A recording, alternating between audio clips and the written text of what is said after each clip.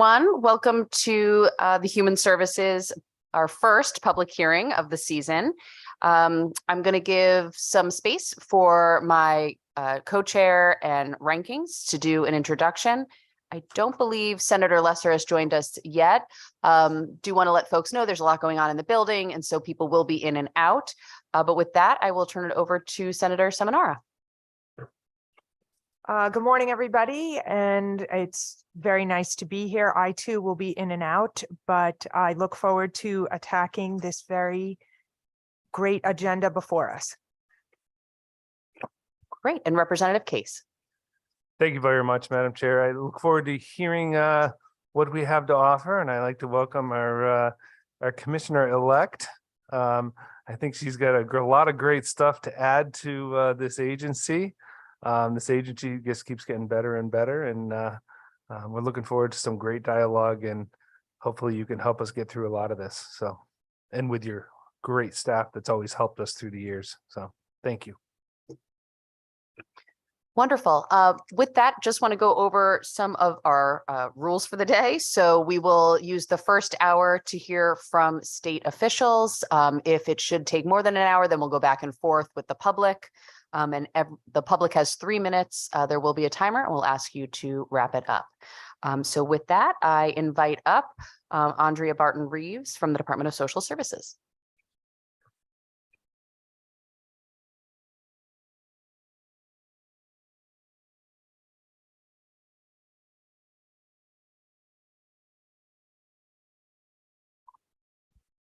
Good morning, and thank you. So good morning, Senator Lesser, Representative Gilchrist, and distinguished members of the Human Services Committee. I am Andrea Barton-Reeves, and I'm the Commissioner Designate of the Department of Social Services. And so here with me today, I have 3 of our staff, and so I will beg your indulgence because I've been in my job for about 26 days. I'm not even sure it's that long. So I will testify as well as I can, but then I will rely on these extraordinary people who are with me today who introduce themselves as we answer questions to provide more detail. So thank you for that. So I'd like to offer remarks and testimony today on several bills that are on the agenda. The first is Senate Bill 58, an act concerning conservator compensation by Medicaid applicants and recipients. So this bill proposes to exempt conservator and fiduciary fees from Medicaid income eligibility and asset transfers. And Section 1 of the bill proposes to add conservator expenses as an allowable deduction with a minimum baseline of $125 per month, or it could be greater depending on what the probate court permits. But if passed, this provision would increase the cost of Medicaid in several ways. The first of which is that each expense is deducted from the resident's liability, and so that in decreasing that deduction will increase the percentage of the cost that the state will have to bear for institutional services provided to a Medicaid member. Second, Section 1C of this bill provides that on an annual basis that the department is to calculate and inform the probate court of the total amount deducted from the applied income section. And then it requires the probate court administrator to transfer half of this amount to the Department of Social Services. That means that the department itself would have to track this and report it to the probate court, and then essentially provide a bill for the amount that needed to be transferred to us. This is a significant workload that would fall exclusively on the Department of Social Services and require additional staff for implementation. In addition, Section 2 would really prohibit the department from treating any fee or expense approved by the probate court as an improper transfer when we're evaluating Medicaid applications, provided that that application or the recipient submits documentation to the commissioner demonstrating the services rendered were in accordance with the probate court regulations and that the fee and expenses are within fair market value. But last year, there was the passage of Public Act 22-112, and that essentially binds the agency to whatever holding or decision that the probate court has made with respect to fair market value. So as a single state agency for Medicaid, we are then left without the flexibility to determine whether an asset transfer should be subject to a penalty, which would be consistent to state or federal law. So because portions of the bill are somewhat inconsistent with state and federal law and would also have a negative impact on our budget, we are opposing this bill. On to Senate Bill 82, an act eliminating income and asset limits for MedConnect health insurance programs for working persons with disabilities. So this proposed legislation would seek to eliminate an income and asset limit for working persons with disabilities to qualify for Medicaid.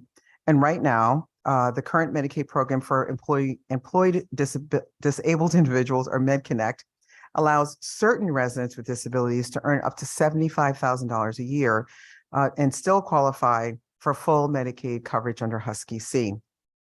So while we appreciate the opportunity and the intent to expand medical coverage options for working persons with disabilities, this also has a significant cost associated with it that is not within the department's resources.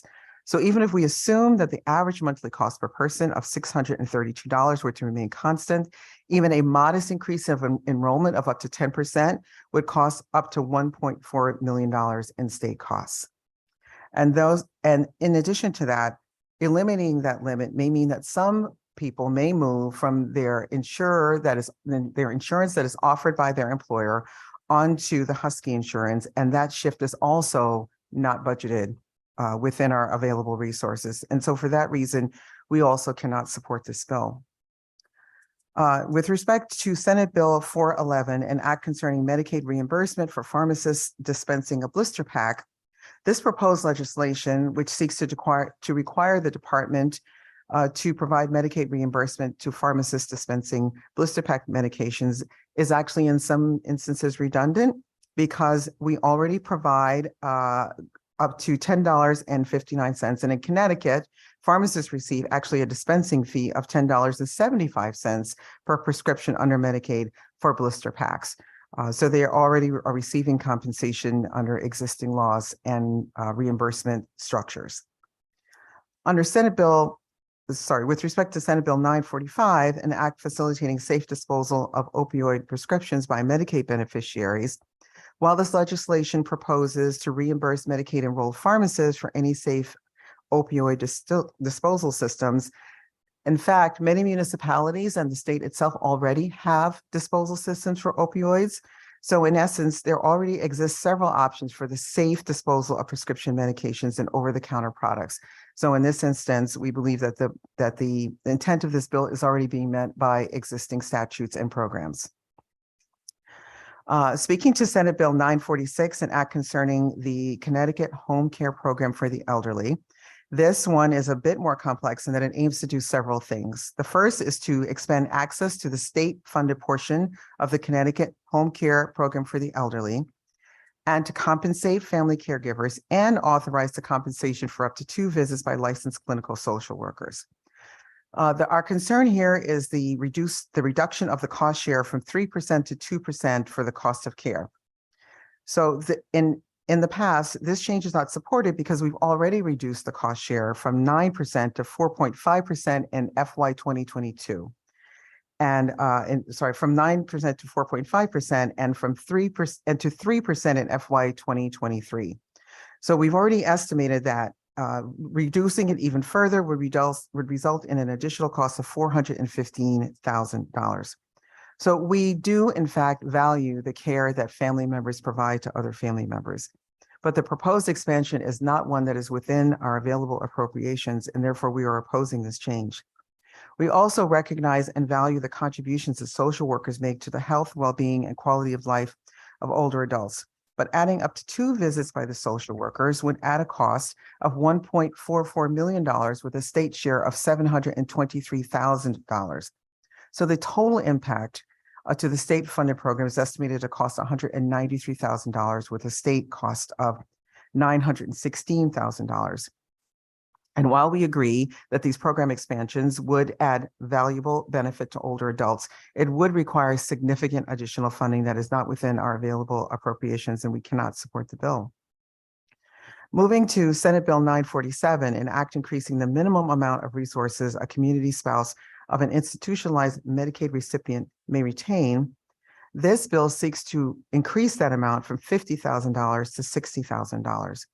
So while we are certainly in support of community spouses being able to have resources at their disposal, there are 2 challenges that we have with this bill. The first is that the amount had just been raised to $50,000 last year, and we haven't yet had an opportunity to determine how that change has been affected. and essentially how effective it can be. So we're respectfully asking for more opportunity to determine how this change that was just implemented is actually affecting the people that we serve. Second, the bill also requires us to report no later than July 1 of 2024 on the impact of increasing that minimum community spouse allowance for the fiscal year of June 2023 and June 2024. The challenge here is that it only gives us 1 day to provide the report because it moves it from July 1 to June 30. We respectfully are asking for more time in which to produce that report because we would not be able to do that in the day if the statute were to be passed as written. Okay.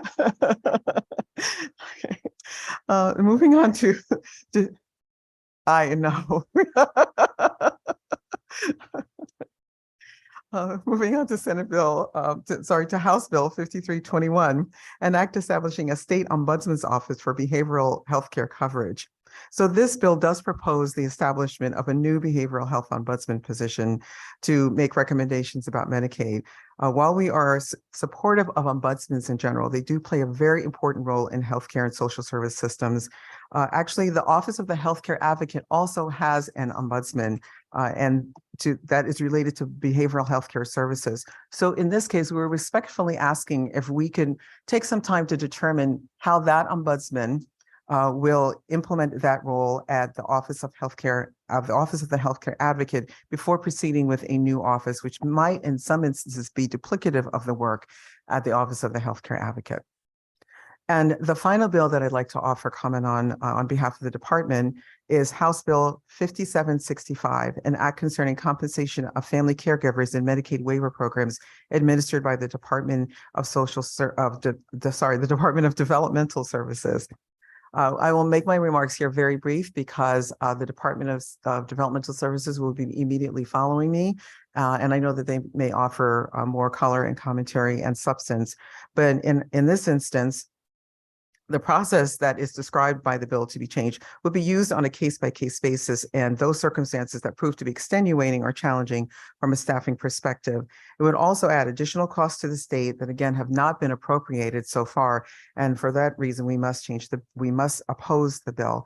So thank you for the opportunity to be heard on a number of bills and for your patience.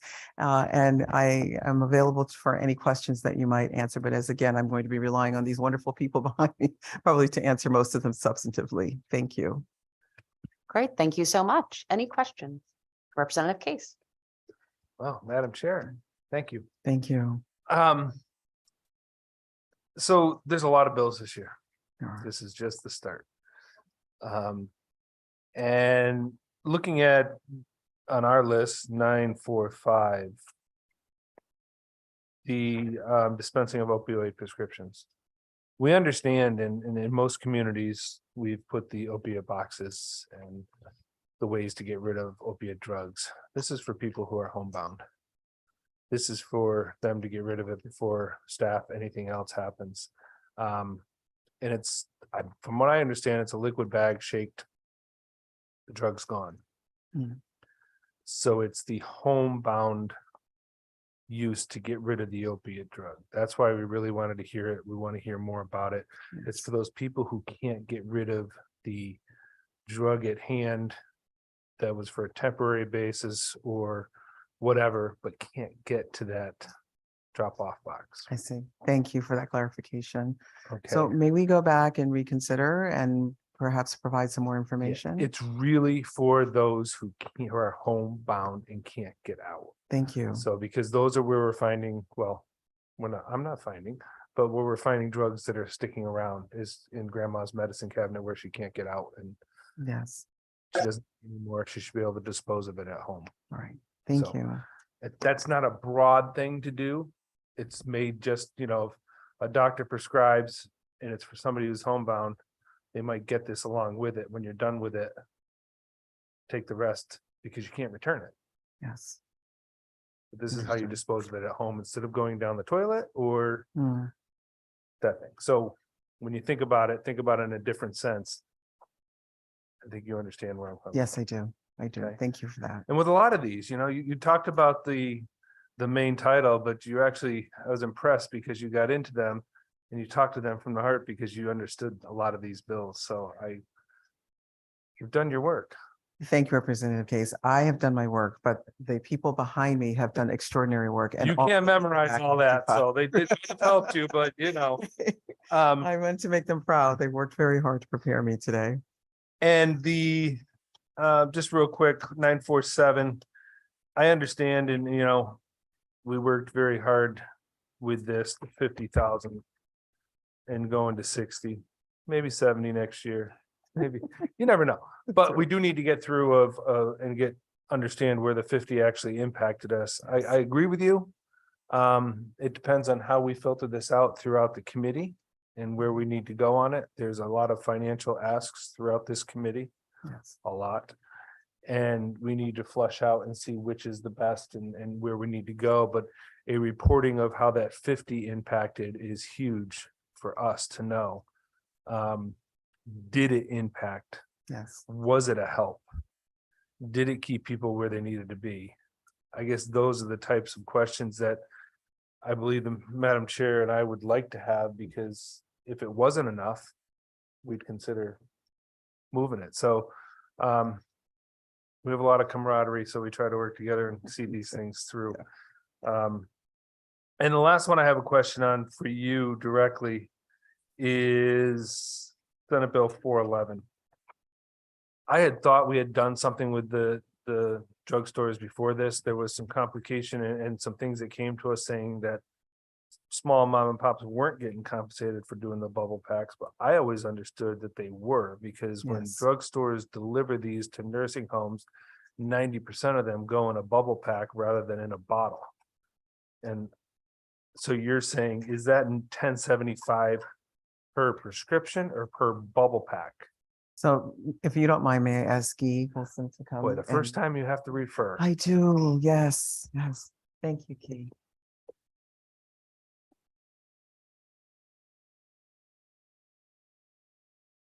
Hi, Representative Case. I'm Guy Woolston. I'm the Medicaid Director.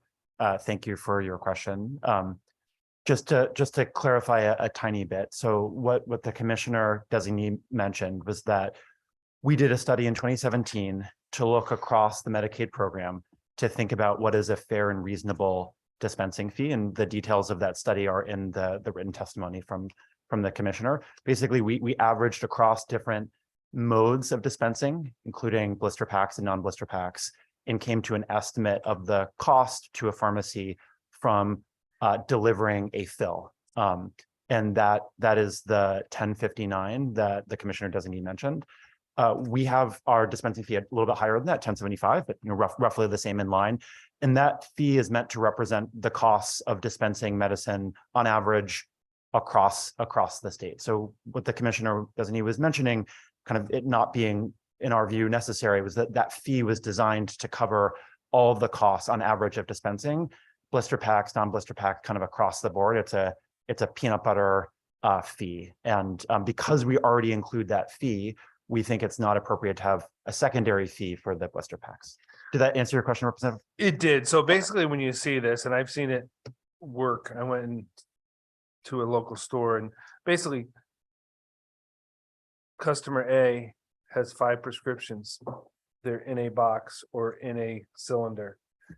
A technician takes those, they're prescribed, and breaks them down into bubble packs for the week or for 2 weeks, puts those prescription bottles back into the compartment for that person until the next order of bubble packs. Yep. Are those bubble packs, is that what they're concerned of being paid for, or is that what we're concerned on staff filling those bubble packs? Because they've already filled the prescription. Yep. Now they're buying the bubble pack and filling the bubble pack. Yep. Is So the fee is per prescription. per prescription. So if there's 5 within each bubble pack, is it paid per prescription? It's per prescription. So if Yes. there's 5 in there, they're getting over $60. Yes, that's right. That makes sense. Yep. You answered my question. You understand? And I by the way, if I'm looking at my phone, I'm not being disrespectful.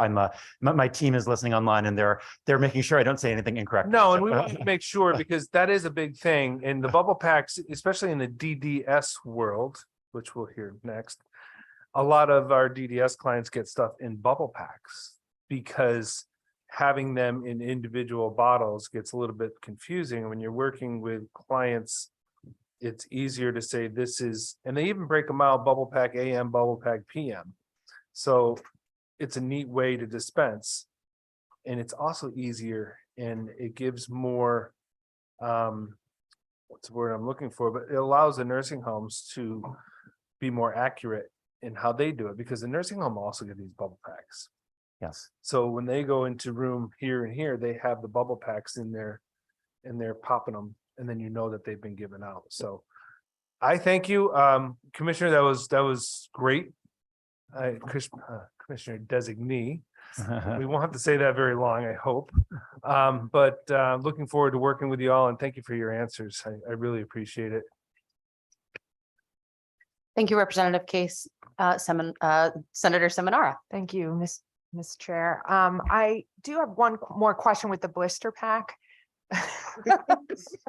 Absolutely, So Senator. I recognize that there's a $10 and I don't know if it's 59 or 75 fee that gets, is it Yep. 75? It is, yes, Okay. Senator.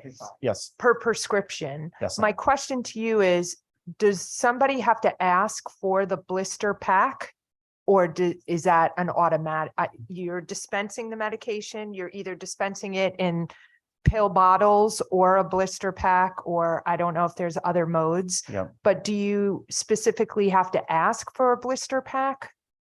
great. I'm not sure, but my team member who does know is typing. So just 1 second, Senator, and you Sure, can answer. Sorry about that. Sure. Because I'm just trying to find out if the issue is people are not requesting it and it's something that has to be requested. Yep, Um, yep. Let me get back to you. Let me get back to you on that sure, one. but no problem, no problem. Thank you, Senator. I do have a question, and then I'll go to Representative Dathan. With regards to House Bill 5765, so the compensation of family caregivers in the Medicaid waiver program. Yeah. Just wondering, do you know the history of why family caregivers were not included? Do we have any sense of how many individuals would fall into that pool for compensation? No, I don't unfortunately have the answers to either of those questions, but Okay. I'm happy to get them for you. That'd be wonderful. Yes, Thank you. all Just right. trying to better understand it. Okay. So just so that I understand, Representative, you'd like the history Yeah, and just the numbers? why they were excluded in the first place. Okay. Maybe what's the fear or the concern, I guess is a better word. Thank you. Representative Dathan. Thank you very much, Madam Chair. And just to follow on from your question on that 5765 was really, I understand that DSS did this in the past. And I thought DSS did this in the past, and that's why I was trying to get an understanding, maybe with some other type home care programs where we did that compensation. I also understood that during the pandemic, this was allowed as kind of a one-off. My question is this federally permissible, if you're aware? So it is already permissible under our current waiver. I think the question is, and again, I will defer to DDS as the Sure. actual, right? I'm gonna ask the same question to Yes, them so they can get ready for it too. They have a preview, that's true.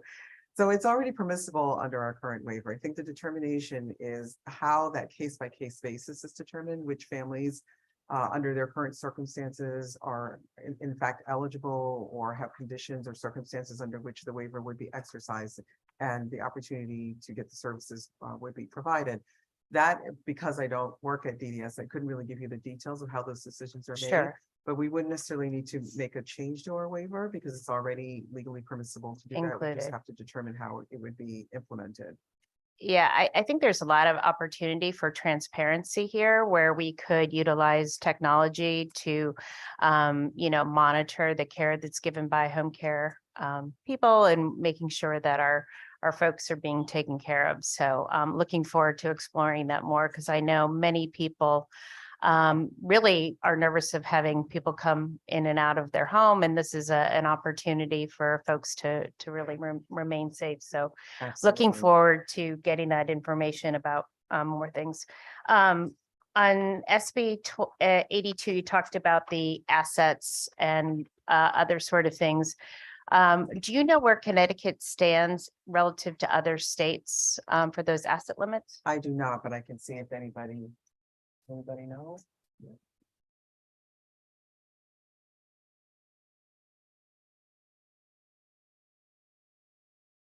Good afternoon, Representative. Hi, I'm Peter Hadler. I'm the Director of Program Oversight and Grant Administration at DSS. That's a great question, and I think that we can find the answer to that very quickly, but I do not have it at my fingertips at the moment. I think that'll be great to know Mhm. because I know folks are thinking about this and I know we've, been tweaking with some of these things over time, but my sense is, we want to really make sure that we are doing the right thing here for the community. In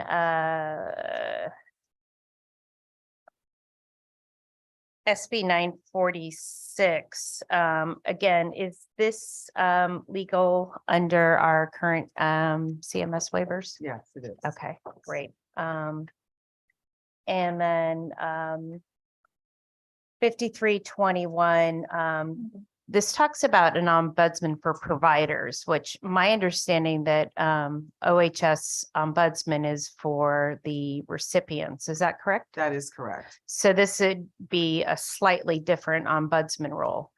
It would be a slightly different ombudsman role. Our concern was that we don't really know what the scope and Mhm. expanse of this role might be. It might actually morph into that. We don't know because it hasn't really had an opportunity to come to fruition.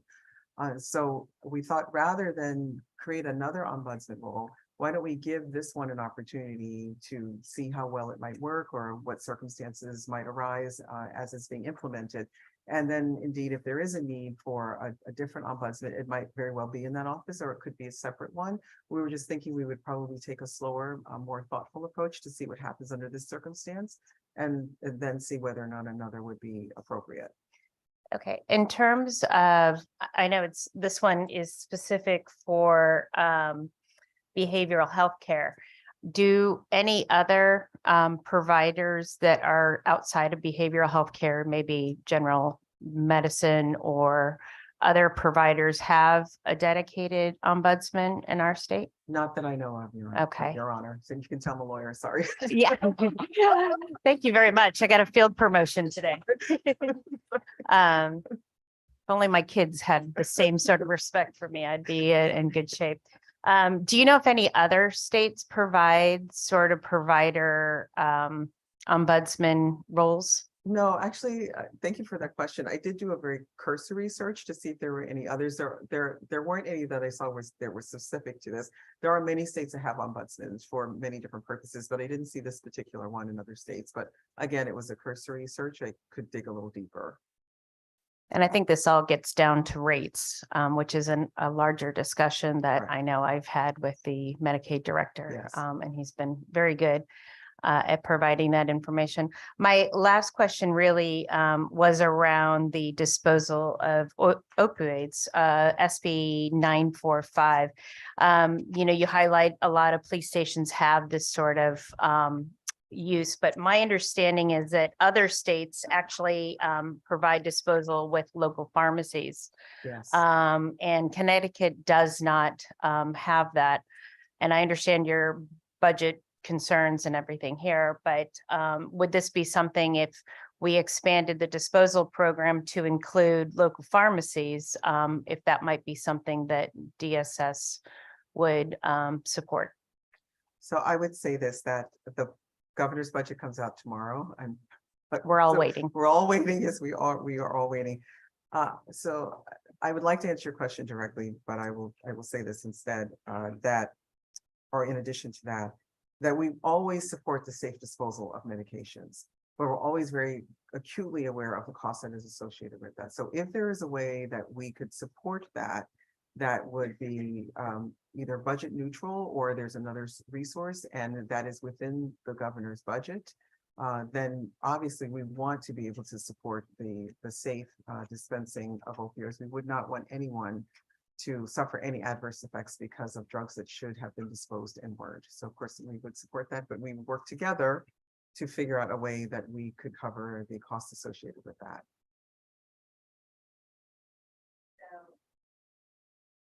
sorry, I can't see what I'm doing.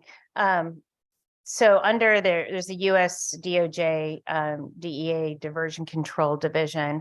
Do they offer any funding to help support these sort of initiatives? Because as I said, I know other states have them, so just kind of curious. That I don't know, Representative. We can Okay. certainly look into that. I know that other states, from a different life, I know that other states have used DOJ funding for other purposes. Sometimes it's diversion, sometimes it's prevention and education. I do know that from other states, but I don't know if it's for this specific purpose. So I will definitely look into that, and our team will. And Yeah, I'd love to know that, the Okay. cost associated with that, because I Yes. do think it's important, because we all know if these sort of controlled substances end up in the wrong hands, I think, we don't want to have a cost benefit analysis on an adverse outcome.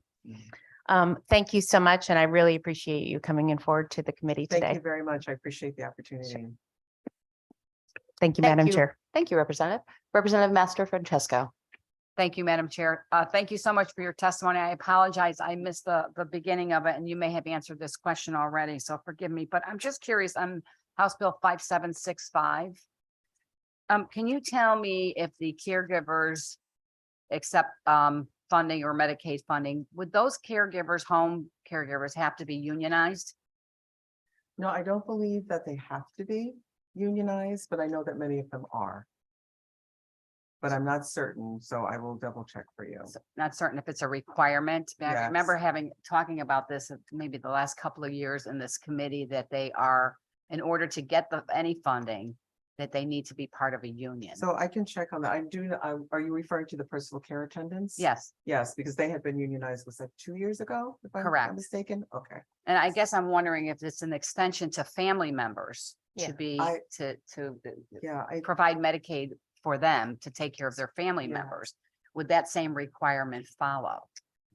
I'm not sure, Representative. I do remember that when that bill or the executive order was being negotiated, there was some thought put into whether or not family members would have to become a part of the union, but as I sit here today, I don't recall what the final outcome of that was, Okay, but I can find out for you. if you wouldn't mind getting back to me, I'm No, just I really wouldn't mind at curious if all. it's a requirement Okay. to get the funding for them to take care of it.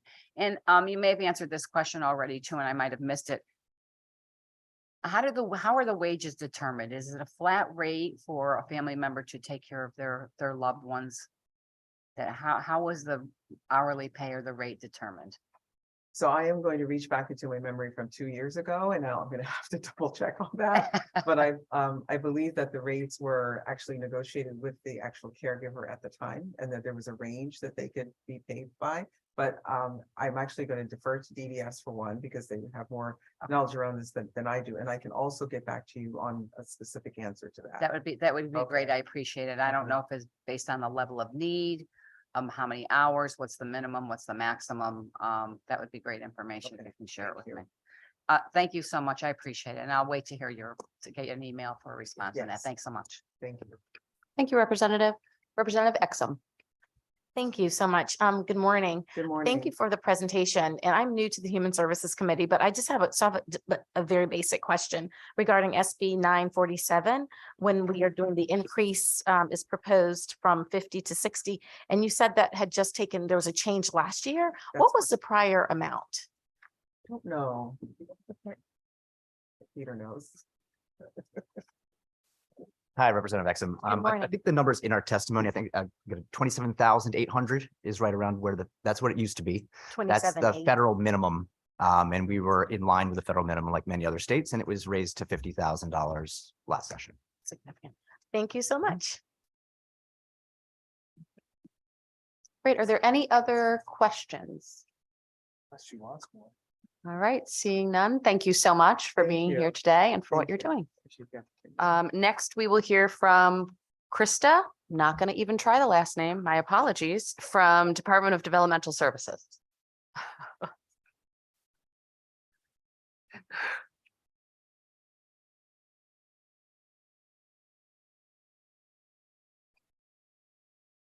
Good morning. Good morning, Representatives Gilchrist, Senator Samanara, Representative Case, and members of the Human Services Committee. I'm Krista Ostaszewski, DDS Health Management Administrator, testifying on behalf of Jordan Sheff, Commissioner of the Department of Developmental Services. He unfortunately is not able to be here today. Thank you for the opportunity to testify on HB 5765, an act concerning compensation of family caregivers in Medicaid waiver programs administered by DDS. This bill would require the Department of Social Services, in consultation with DDS, to amend the Medicaid waivers administered by DDS to compensate family caregivers who are legally responsible relatives for personal assistance services provided to participants in such waivers. The bill defines legally responsible relatives as a spouse, parent, or legal guardian of a person enrolled in a Medicaid waiver program. Currently, the DDS waivers already allow for compensation of legally responsible relatives, including a spouse or parent, if such responsible relative is not the legal guardian or the parent of a participant who is a minor child, which is defined as under the age of 22. Under self-direction, a DDS participant has the autonomy to direct their own supports funded through DDS and hire their own staff to provide such supports. Participants may, if they choose, hire family members. A family hire form must be completed, and other background and training requirements also must be met before supports can begin and compensation can be provided. As supports provided through the Medicaid waivers are reimbursed by the Centers for Medicare and Medicaid Services at 50%, states must adhere to the requirements in such waivers to ensure federal financial participation. Specific to the DDS Medicaid waiver provisions, each service allowable under the waiver specifies who can provide such supports. As noted above, most supports can be provided by a legally responsible relative or a family member, except for a legal guardian or the parent of a participant who is a minor child. As long as the appropriate paperwork and background checks are complete, supports may proceed. It's important to note that in some instances, as articulated in the waivers, it is also permissible for legal guardians to provide certain supports, but the waiver specifies that a prior approval process must be followed to ensure that all other options for the provision of services have been explored. This process is used on a case-by-case basis, and for those circumstances that prove to be extenuating or challenging from a staffing perspective. In the past, paying legal guardians for supports reimbursed through a Medicaid waiver was highly scrutinized by CMS. More recently, national interest in the ability to pay a legal guardian has increased. In many cases, the shift came from lessons learned during the height of the pandemic, in which paying legal guardians for supports was allowed for temporary and short-term durations. National associations and advocacy groups have monitored the shift in the dialogue on the federal level, as CMS has begun to outline expectations for states interested in moving in this direction. Safeguards and other quality monitoring mechanisms are necessary to uphold the integrity of supports provided and ensure the health and safety of waiver participants. DDS appreciates the legislature's interest on this topic, and we are willing to engage in conversations to better define what provisions are already allowable under the DDS Medicaid waivers. However, at this time, DDS must oppose the bill as it requires additional costs not anticipated in the department's budget. DDS is committed to continuing to explore this option, yet without defined safeguards or a clear understanding of the fiscal implications that this shift may result in, we cannot support the bill moving forward. Thank you for the opportunity to testify, and I'm happy to answer any questions. Great. Thank you so much, Ms. Ostaszewski. Very nice. Thank you so much. So wondering and thank you for clearing up some of the questions that had come from various members of the committee. Do you know have a sense of a timeline as to when these changes might take place within CMS? So currently, the DDS Medicaid waivers do allow for some flexibility. So as the testimony articulated, most family members are already allowed to provide support to be compensated for that. And so in some extenuating circumstances, legal guardians can be paid as long as the specific requirements are identified. The conversation that's happening on the federal level with CMS is essentially shifting to be more supportive of paying legal guardians for supports and services. CMS has made it clear that they are really focusing on making sure states are defining safeguards in place and monitoring mechanisms to make sure that supports and services are being provided appropriately. So the option for states is already available, but really CMS is showing a little bit of a shift in that conversation. There's ongoing conversations and dialogues happening, and states are really trying to define what that means and what safeguards need to be in place in order for CMS to be some more supportive of states moving in that direction. Great, thank you. Of course. Representative Case. Good morning, Krista. Good morning, Representative. I know we've had this discussion and actually myself and another colleague here have been on the phone with you a few times. I think that going through what we went through the past few years in the pandemic, it really opened our eyes to how things played out and worked. And I think we need to, well, we will hear the governor's budget tomorrow, and we will see how things flush out for the agencies. I believe it's something that needs to be seriously looked at, and through some of the conversations that we've had or correspondences that you've had is showing that it's more favorable to do this. Personally, when we're looking at this population, you know, I'm near and dear to this population, lived it, love it. We're here to take care of our most vulnerable. I don't look at budget numbers when it comes to the most vulnerable. We need to make sure that we have the best outcome for their care. And given coming through COVID, there are families who have chosen to keep their loved ones home for different reasons of the day programs, or there's a number of different reasons, and they feel safer. And I don't believe it's to our best interest that they have to bring somebody in from the outside. So we are very vigorously, through another representative on this panel, Representative Dathan, we are working on 5001, which is to get rid of the wait list. And I think this will help relieve some of the pressures out there, because the families will also be able, some families will have that funding and that choice that might be on the wait list because they didn't have that choice before. So if we have someone who wants to be able to take care of their special needs son or daughter at home, I know there needs to be parameters. And if it's allowable in the waivers, we as a state have the obligation to find the money and make this happen. I think it's for the betterment of the individual and for the family. Our biggest fear, and I'm always looking at Representative Dathan because we're working on this, so we don't want the family to get burnt out. We want them to be able to have the abilities to have outside help. But if they feel as though they can have it in-house, just as we're doing with the elderly population, the biggest talk is we're better off at home. This is the same situation. These individuals are better off at home in some circumstances. So I think we need to give that option to the families. And I think we will work on that to the best that we can. And I appreciate your communication, and you know, we don't have Commissioner Sheff here today, but I think we have the best to talk about this. And I appreciate you coming forward, and not saying that you don't like it, but let's talk about it and let's make something work for these families. I don't think the numbers are going to be as exuberant as we think they are.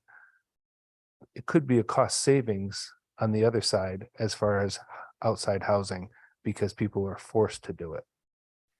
So let's take a heavy deep dive. We'll look at it and we'll have further conversations. Thank you, Madam Chair. Thank you, Representative. Representative Master Francesco. Thank you. Thank you, Madam Chair. Thank you so much for your testimony. I'm just curious, based on what you mentioned and what is written in this bill, can you tell me what the big difference is? You had mentioned that they are already providing services. Thank you, Representative. Are you speaking specifically around the compensation for legal guardians? For providing care yes.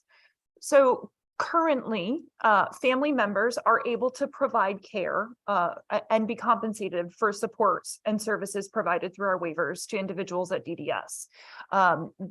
The situation that is a little bit more delicate is around paying legal guardians specifically for supports and services.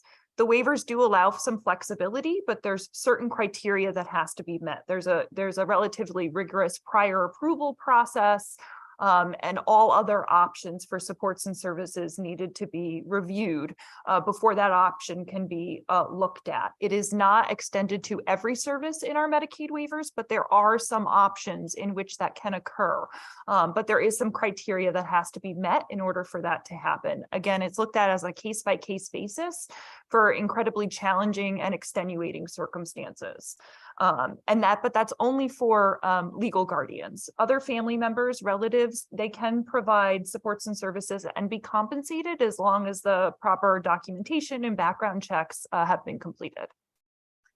So when you say legal guardian, do you mean someone who has conservatorship over somebody? Is that what you mean when you say a legal guardian, those people? So legal guardians are appointed through probate court, and they have decision-making authority for an individual who has been determined to be unable to make decisions for themselves. So it is a legally appointed individual, and many individuals at DDS do have a legal guardian specifically that helps the individual make decisions about supports and services and about just life decisions as they move forward. Thank you for that. And I'm just curious, how many people do we have right now using the services that they get paid through the Medicaid? They're not legal guardians that are being provided services. Do we know that number? How many? Representative, off the top of my head, I do not, but I'd be happy to go back and pull together some numbers and let you know. Overall, we have about 10,000 individuals that are receiving supports and services through our Medicaid waivers. But I think you're probably looking for a more specific number around family members that are providing supports and services. So we can go back and take a look at that and see if we can provide you with a more specific detail. That would be great. And then if you can find for me, because I'm sure you don't have this information with you, is that how many people have applied and have been denied? Applied for a legal guardian to provide the supports and been denied? Yes. Okay, we can see. And actually the ones that are not legal guardians that have been denied, because I'm sure it's not just for everybody, correct? There's criteria that has to be met. I'm curious how many people didn't make that criteria that need the services and they were denied. We can look into that. Thank you, Representative. Thank you so much. I appreciate it. Great, thank you. Representative Dathan. Thank you very much, Madam Chair, and thank you so much for your presentation today. This was really helpful. So you kind of highlighted some of the scrutiny around the legal guardians and doing this by CMS. Are there specific circumstances? You mentioned that sometimes it is allowed. Could you give some examples of services that a legal guardian might be able to provide compensated services for? So thank you, Representative. I'm trying to think about an example. This is really used in really extenuating and challenging circumstances. Usually it's time limited. So for instance, a family who has an individual who self-directs their supports, the support staff are unable to work for a specific reason, and it was a last minute call out. Maybe there isn't backup staff, something along those lines. In those situations, we may temporarily approve a legal guardian to provide supports in a very limited basis if there's no other options available, and if the individual is unable to receive the supports through another manner. So that's something we would take a look at. We have very carefully used the prior approval process to approve legal guardians. It is not something that we've looked at and used often because of some of the concerns around that process. In many cases, family members are able to assist, natural supports are able to step in, and we're able to assist the family with identifying support staff to assist with the care as well. So it sounds to me it's looking at, it's a workforce issue more than anything else. Is that what I'm hearing? It could be. I think in some instances that's accurate. Maybe not all of the situations, but in some. Okay. Because I feel that, you know, we do have workforce issues as part of this in the state. And I would be very curious to see where geographically in our state we have maybe some deficiencies that we would need to be providing these sort of services. Just anecdotally, I hear from constituents of mine who really do support this. They feel that, like, for example, one of my constituents was telling me that getting her brother to the dentist is a challenge. And if they were to have someone that they paid to do this, it puts the adult brother, who's I think in his 50s or so, in quite a bit of discomfort, quite a bit of anxiety. He needs to be sedated just to go and get his teeth cleaned. But if it is the legal guardian, in this case, his sister, the anxiety of the person getting the treatment in the adult with disability, he is, it goes a lot smoother and it's a lot less traumatic for everyone involved, including, you know, the service provider, the dentist. And I've heard this time and time again. And I really think that there is opportunities to utilize technology. I talked a little bit about it before in the DSS discussion, but I do think that there are ways that we can provide safeguards, guardrails to ensure that, one, the family member receiving the services is getting adequate services, but two, also the legal guardian providing the services could be able to do this. In terms of compensation, are there any rules on compensation currently for non-legal guardians? Is there like an hourly rate, or how do we manage that? Thank you, Representative. So my understanding is that for PCAs or DSPs, PCAs are personal care assistants, DSPs are direct support professionals. DDS uses the term DSP. The wages are negotiated as part of the CBA contract. I believe the minimum is set through that process, and then there's a little bit of a range, like Commissioner Barton Reeves mentioned, that can be discussed between the DSP, the caregiver, and the individual who is looking for the supports. So more of a bundled rate rather than necessarily an hourly compensation rate. It is usually hourly. It is usually hourly, and it's based upon the service that's being provided. But the range itself is part of, I believe, the CBA contract, the negotiated contract. And then a range is usually utilized to determine the amount. And it is usually an hourly rate depending on the service. Okay, that's helpful. So just as a follow-up, I'd love to hear about how many individuals have applied for this, legal guardians have applied for this, and where they kind of tend to fall in our state geographically.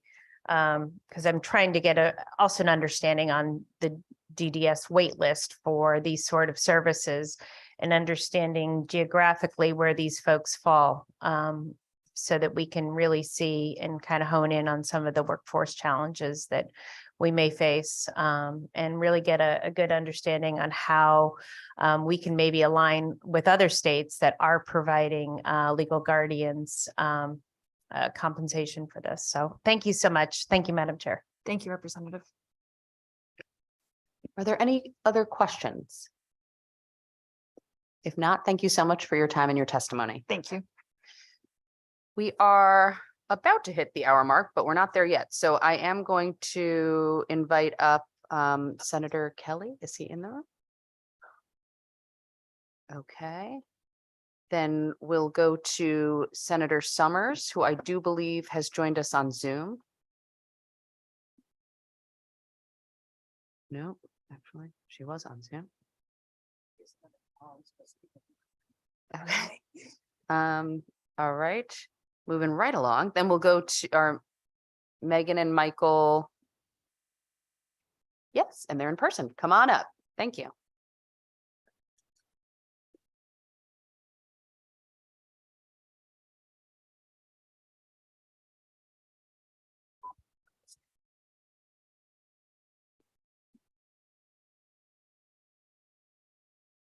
All right.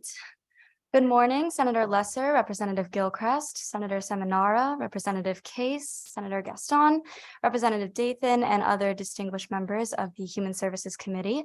My name is Megan Baker. I am the lead Asian American Pacific Islander policy analyst for the Commission on Women, Children, Seniors, Equity, and Opportunity. My colleague Michael Werner, who is the Commission's lead aging policy analyst, and I are here before you today to talk about several bills. To begin, I would like to express support for Senate Bill 946 and House Bill 5765 concerning the Connecticut home care program for the elderly and the compensation of family caregivers in Medicaid waiver programs. Caregiving practice patterns of older adults across generations reflect that Asian communities tend to use the more informal familial support due to cultural behaviors and attitudes around the use of outside formal services. This preference is further reinforced by existing language barriers and the lack of linguistically appropriate and culturally sensitive outside formal services. 2020 data even shows that 25% of Asian Americans across the country live in multi-generational households. So supporting legislation that addresses the compensation of family caregivers can help communities like Asian American Pacific Islanders who are either already engaging in at-home caregiving and could benefit from increased or expanded compensation, or through additional efforts of education and awareness could learn about and utilize programs in the state that exist to help families comfortably age in place, like the Connecticut Home Care Program for the elderly or the Adult Living Program. Thank you. Thank you very much. And to reiterate, I'm Michael Werner, the lead aging policy analyst. And just to add a little bit more flavor as far as informal home care caregivers go, when it comes to the Alzheimer's community and the informal caregiving, approximately $2.5 billion worth of unpaid care of individuals annually has taking place. So it shows that there's a lot of value behind home care family members taking care of their loved ones. And we also wish to support Senate Bill 947, which the allowance for modest increase in the minimum community spouse adds stability and helps families across Connecticut. And we respectfully also support House Bill 5321 in regards to having an ombudsman to help with behavioral health. We would like to say, though, that one of the most effective state offices we have when it comes to representing the rights and best interest of long-term care residents has been the Office of the Long-Term Care Ombudsman, as led by Mairead Painter and her staff. And, you know, this challenging work inspired the community ombudsman, which the legislature passed last year. We would just respectfully like to remind the legislature that the funding for that office was only for one supervisor. They're currently being out to hire that individual. However, the tasks within this new proposed budget could be incorporated into that ombudsman's office as well. And we would like to also highlight that the original legislative intent for that ombudsman's office, the community ombudsman's office, was to have up to 12 regional ombudsmen and up to 2 executive assistants. And currently there's only funding for 1 supervisor. So we would respectfully ask that the legislature fully fund the community ombudsman office. And if it so wishes, it could also expand the mission to include the behavioral health component. Thank you. Thank you both for your work and for your testimony. Representative Cook. Thank you, Madam Chairman, and thank you both for being here and your advocacy. One of the important things that you actually just touched on was the community spouse and assets. What would you consider to be, I know where we are, what do you consider to be an appropriate, and what would you like to see? Dollar figure. Well, you know, as was stated earlier, there's been a fairly large jump that's gone from the previous year to this year.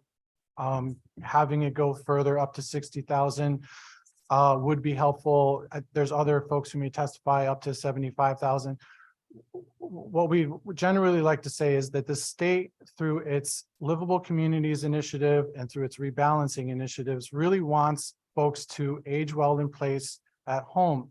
And if you have folks who are older, they're institutionalized, they still may have spouses at home. And what about them? And we want to keep them at home. We want to keep them in their municipalities. We want to keep them, you know, supporting their local municipalities, supporting their local senior centers, utilizing the services, getting socializations, not leaving the state, not moving down south. And the more that the legislature can do to help people keep what's theirs, the better off we'll be in supporting that greater overall rebalancing effort and keeping folks at home in the community under the least restrictive means. Thank you. We dealt with this with my in-laws, and I don't believe anybody should feel that they have to sell off all of their assets just to get care. We are better than that as a society, and that's inhumane. And just folks should not have to go through the stress if they're going through the stress of something else. And my last question for that would be, do you have any idea how many folks that would affect that are actually aging in place currently at home? We're all aging in place actually, but aging in place at home that would be able to take advantage, and this would seriously impact their ability to continue to stay at home? Do you have an approximate number by any chance? I individually don't have that. I know that the bill calls for the commissioner to generate a report on those outcomes and those results, and there would probably be the best placed folks to be able to do that. Having said that, again, we really applaud this committee for its work. It's bringing forward a lot of important bills, and just to underline what my colleague Megan was saying about having relatives be able to help out with that, you know, in my capacity, I help administer the Long-Term Care Advisory Council and do a lot of other aspects to helping the state with its work for aging in place, and with workforce shortages that we're hearing all about. It makes a lot of sense to be able to have family members be able to help contribute. I've already highlighted that, you know, for folks with Alzheimer's, their informal caregiving is worth billions of dollars every single year. And when we also think about that, Connecticut is one of the most diverse states, especially in New England, and we have families who are Asian American, Pacific Islander. There's not many AAPI language fluent homemaker companions or home care workers or PCAs or direct service support individuals. But you know who can speak those languages? Their children, their relatives, their cousins, their uncles, their parents, their brothers and sisters. That's who can do it. And we've already have a precedent through DSS with the Adult Family Living Program, but we don't have very good awareness. And so that's been part of our work. We want to draw attention to that. We would like to be trusted messengers to the AAPI community and let them know that, hey, there are programs out here that exist and that can support your family and encourage the, you know, these households who have multi-generational families that already are doing a lot of this informal caregiving, and just make it a little bit more sustainable for them. Thank you, Madam Chairman, and thank you all for your advocacy and your dedication to this topic. Thank you, Representative. Thank you. Any other questions or comments? If not, thank you so much for your time today. Thank you very much. We are now going to go to Thomas Burr and then followed by Senator Summers. Has Thomas Burr joined us on Zoom?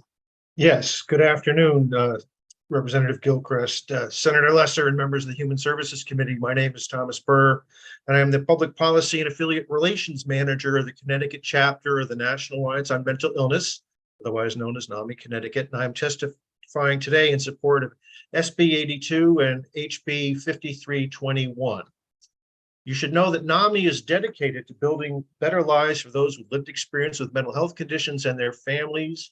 NAMI Connecticut and its 9 local affiliates provide support groups and education programs for people with mental health conditions and their loved ones, and advocates for policies to improve the lives of people affected by mental health conditions. Now, regarding SB 82, an act eliminating income and asset limits for the MedConnect health insurance program for working persons with disabilities.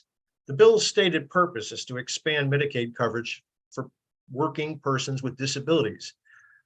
As the country's largest grassroots mental health organization, we know that people with mental health conditions are always in a better place when they can work and contribute to society.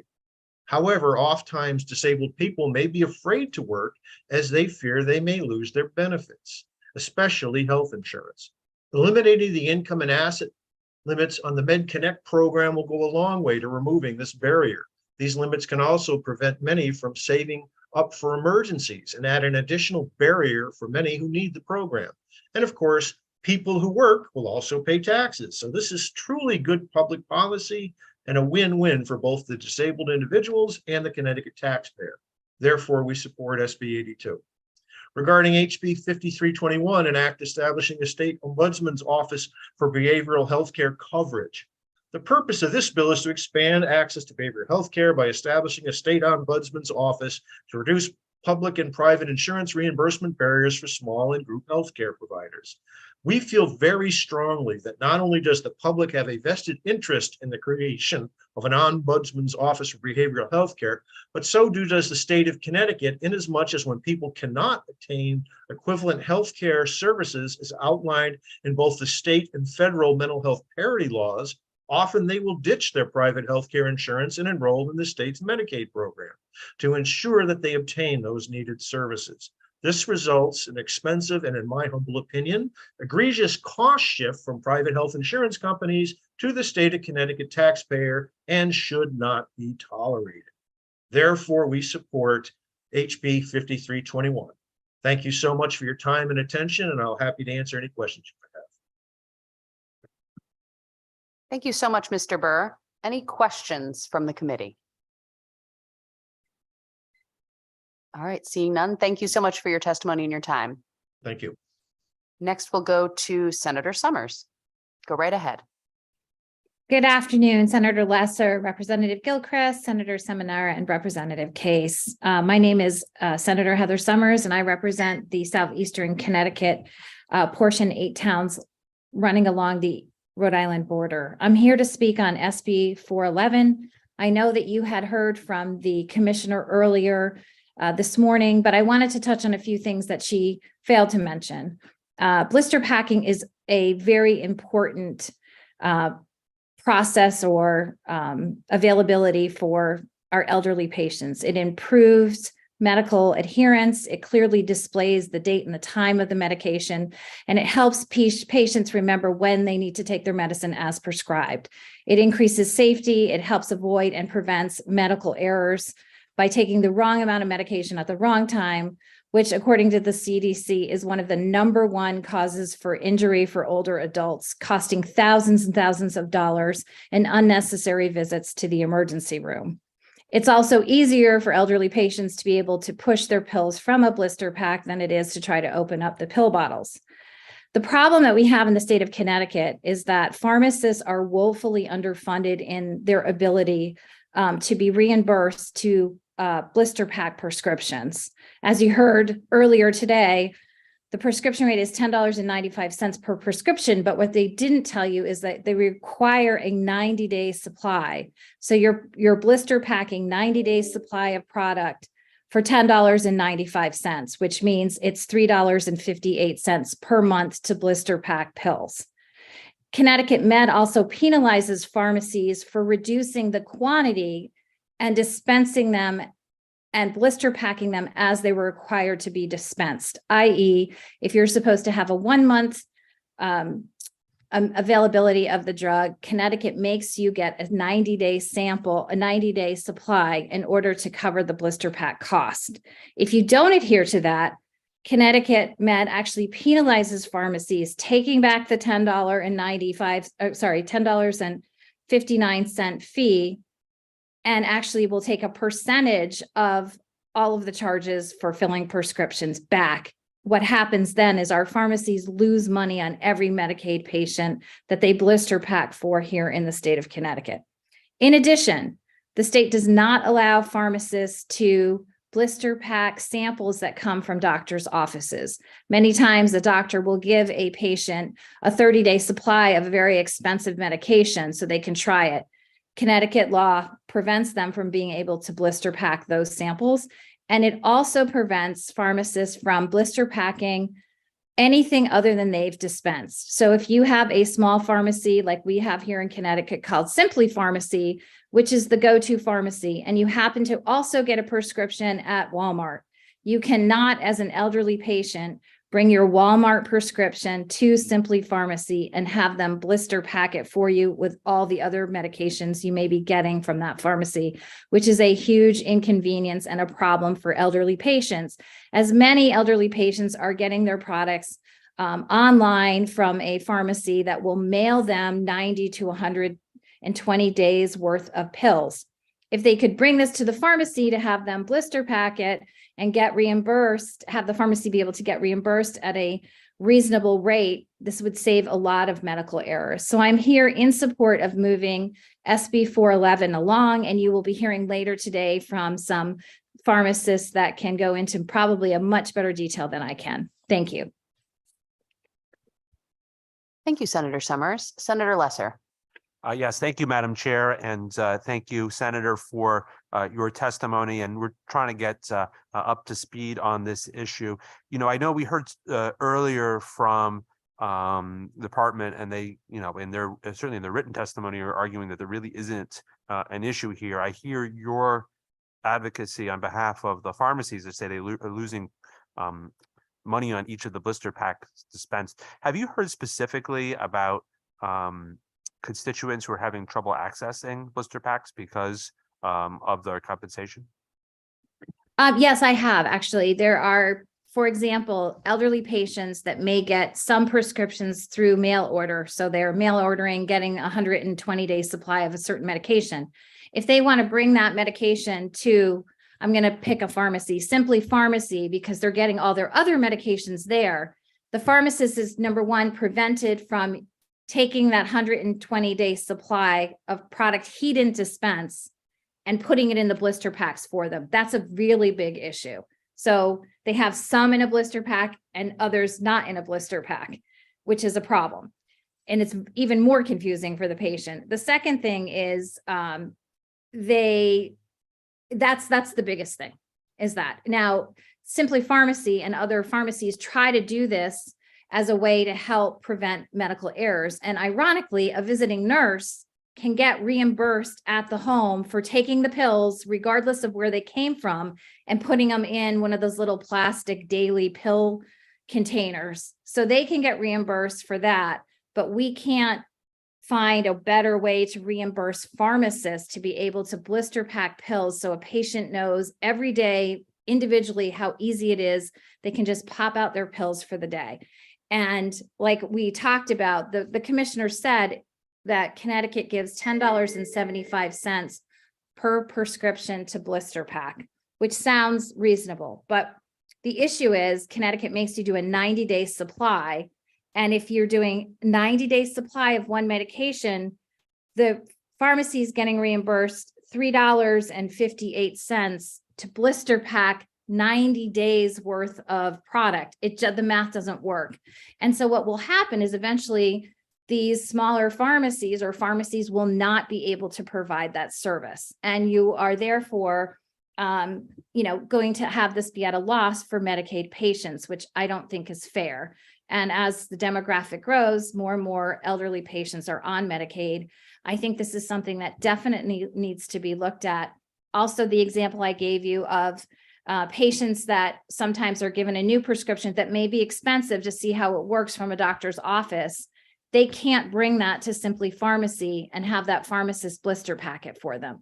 That's not allowed in the state of Connecticut. So yes, there is reimbursement, but it is woefully underfunded. It doesn't even cover the cost of the materials, let alone pay for the labor to put the blister pack together. Well, thank you. That has been extremely helpful, bringing us up to speed, and we can tell that you are passionate about this issue and also knowledgeable about it. So I think we'd love to have continued conversation with DSS. I know that we also have to work with our multi-state compact that contracts for pharmacies, but it's an important issue and something that I, speaking personally, I'm interested in finding more about. Thank you. Thank you. Thank you very much. Any other questions? Thank you so much, Senator Summers. Thank you. Next, we'll hear from Rebecca Tamsin, followed by Carissa DeSalles.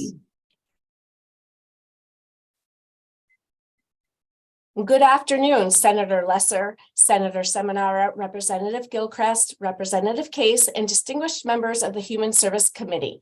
My name is Rebecca Tamsin. I'm the Supervisor of Counseling Services at Masonic Care Home Health and Hospice, and I oversee all of our social workers statewide. It is my privilege to be speaking with you today on behalf of our organization. We are in support of Senate Bill 946, an act concerning the Connecticut Home Care Program for the elderly. Masonic Care has a census statewide of 1,245 patients combined for home health and hospice. Medicaid patients represent about 10% of our total census. Currently, Medicaid does not reimburse for social work services within the home care agencies. Last fiscal year, our agency covered $16,488 for necessary social work visits for the Medicaid population. Oftentimes, social work services are desperately needed by patients who have Medicaid. These cases are often complex, needing significant follow-up, and the state DSS caseworkers simply do not have the time to assist. Hour-long wait times on the phone and limited access to state caseworkers create barriers for patients receiving the help that they need. During our social work visits, we have been able to assist patients with getting their benefits reinstated, help with redetermination paperwork, assisting patients in applying for waiver programs, and coordinating other community resources to maintain the needs of our patients within the home setting. Home care social work visits can be very beneficial for someone who already has the home care program for the elders. We recently had a case where a gentleman was developing new wounds, was not being properly cared for by family members, and was in need of additional care in the home above and beyond what our agency and the home care program for the elders was providing.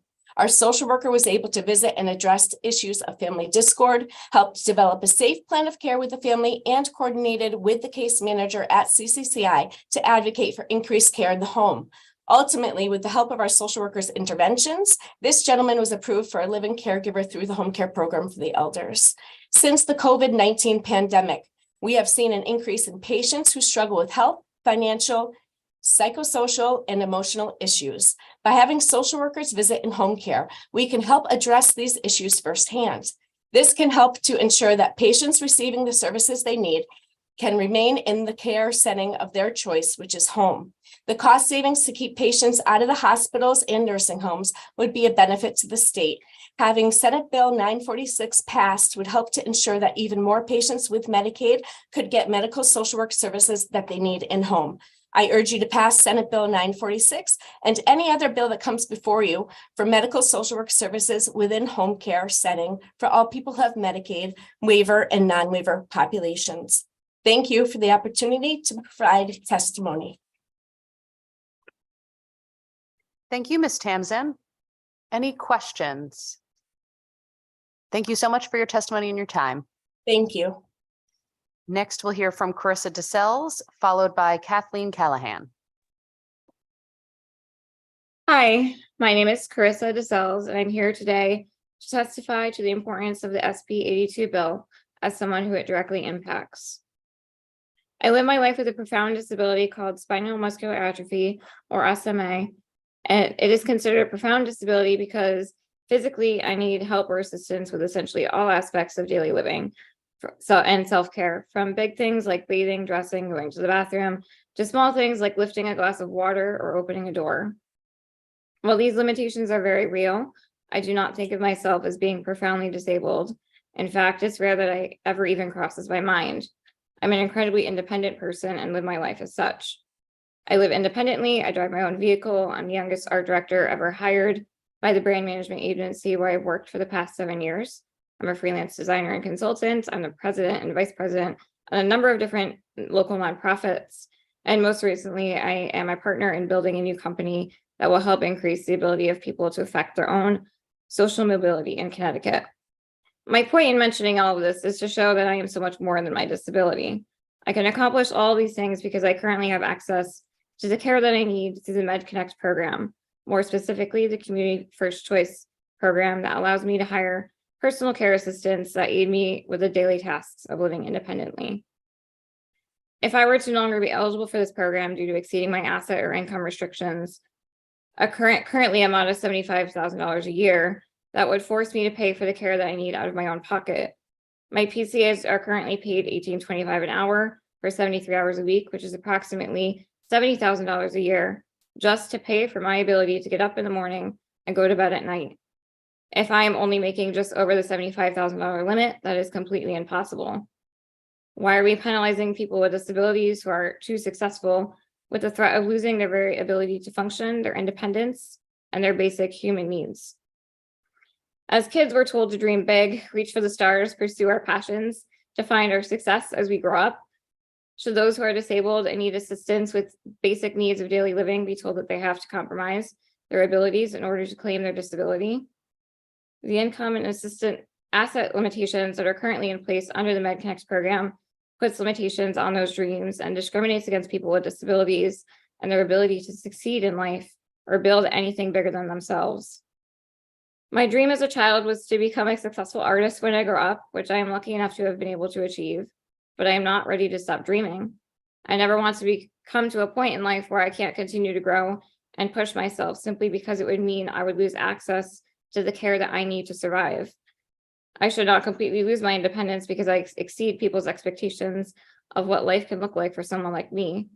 I, like anyone, have a right to the basic freedom of building a life that gives meaning and purpose, and that should be supported, not restricted. Thank you. You, Ms. DeSalles. Senator Lesser.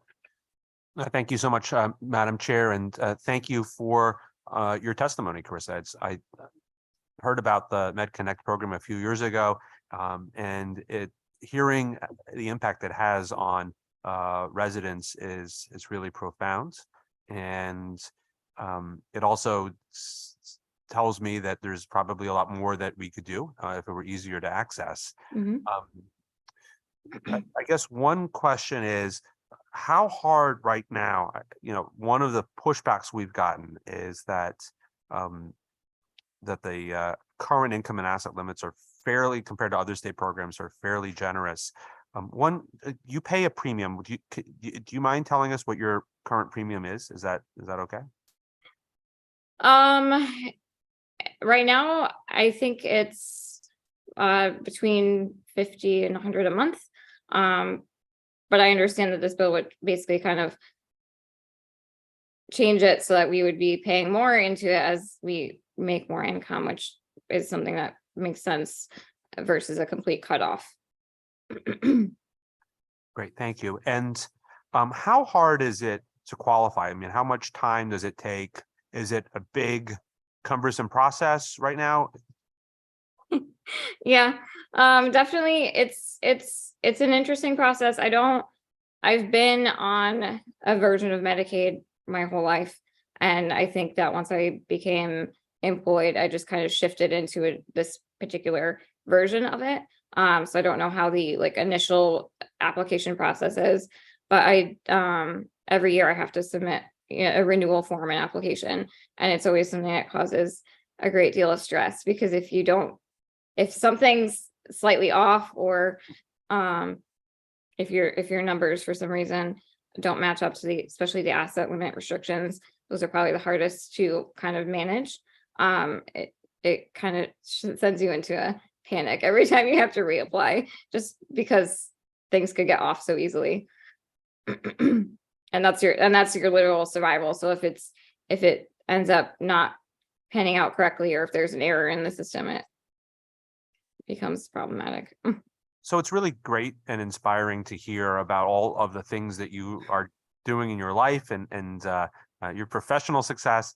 What can you tell us a little bit? I don't know if you have specific examples about folks you know who haven't been able to take advantage of the program and are therefore not able to, to do whatever they would like to do. Do you have any specific examples of that? It's funny, and I wanted to come here to speak today largely because I am unique and there's not a lot of people like me that do as much as I do, and that's a lot of the case because programs like this are difficult to access, and finding ways around the barriers is difficult. I do have many friends. I don't know if I have any like specific large examples that would be good to share, but I know of people that choose not to work or choose to limit their work or choose to limit what they do with their lives or go to school simply because it's not worth the risk of losing their care. And they don't even want to come near losing their care. So they give it a wide berth of room. Great, thank you. And my last question, and I appreciate the committee's time. It's my sense that there are other states like, Massachusetts that don't have income or asset tests. I don't think we have to do it this particular way. And so I didn't know if you'd heard from folks in other states where it's a little easier to find programs like this, where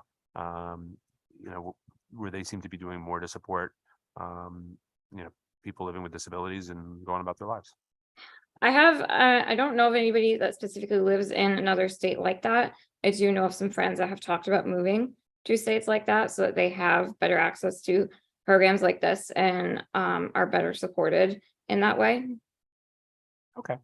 Well, thank you so much. Thank you for your testimony. You're a great advocate, and it's great to hear from you. Thank you very much. Thank you. Thank you, Senator. Any other questions? Seeing none, thank you so much, Ms. DeSalles, for your testimony and your time. Thank you. Next, we'll hear from Kathleen Callahan, followed by Michael Sundberg. Kathleen, go right ahead. Good afternoon, co-chairs Gilchrist and Lesser, ranking members Case and Seminara, and all other distinguished members of the Human Services Committee. My name is Kathleen Callahan, a resident of Stratford. On behalf of the National Association of Social Workers, Connecticut chapter, representing over 2,300 members, we strongly support HB 5321. This proposed bill is much needed and much overdue. On a regular basis, NASW Connecticut receives calls and emails from social workers in independent practice who report problems with a health insurer. These complaints run the gamut of missing payments, denied payments without sufficient explanation, retroactive denial of previously approved treatment, problems with credentialing, lost paperwork, inaccurate reimbursement, and the list goes on and on. We even have 2 members who were not being paid because the insurer had not changed their office address, despite repeated notice by the provider. One of them spent about a year getting this fixed. The need for this bill is as follows. Number 1, an NASW survey of members regarding insurance problems that was taken in the summer of 2021 found that 32.5% of respondents had to wait on the phone for over 30 minutes to speak to a representative. 76% had to call back as the issue was not resolved by the first call, and 71% reported missed reimbursements. This is all valuable time that the clinician could have been spent treating clients at a time when there is a significant shortage of providers and wait lists to be seen by a therapist. Number 2, there exists an uneven playing field where independent providers have no advocate that can effectively address problems with insurers, unlike large healthcare systems. Number 3, the degree of problems between independent providers and insurers has reached a crisis stage that is driving clinicians to drop some or all of insurers. This in turn means that insured individuals who are paying premiums for coverage and or have an employer paying premiums cannot find clinicians to treat them. This is particularly the case for experienced clinicians and those with practice specializations, such as working with children. One of our members recently stated, and I quote, they have had to really soul search regarding a commitment to access versus refusing to continue to deal with the unreasonable challenges of insurance companies. Many of my peers happily make twice what I do without the hassle of dealing with insurance companies, end quote. Behavioral health services must not just be for those who can privately pay.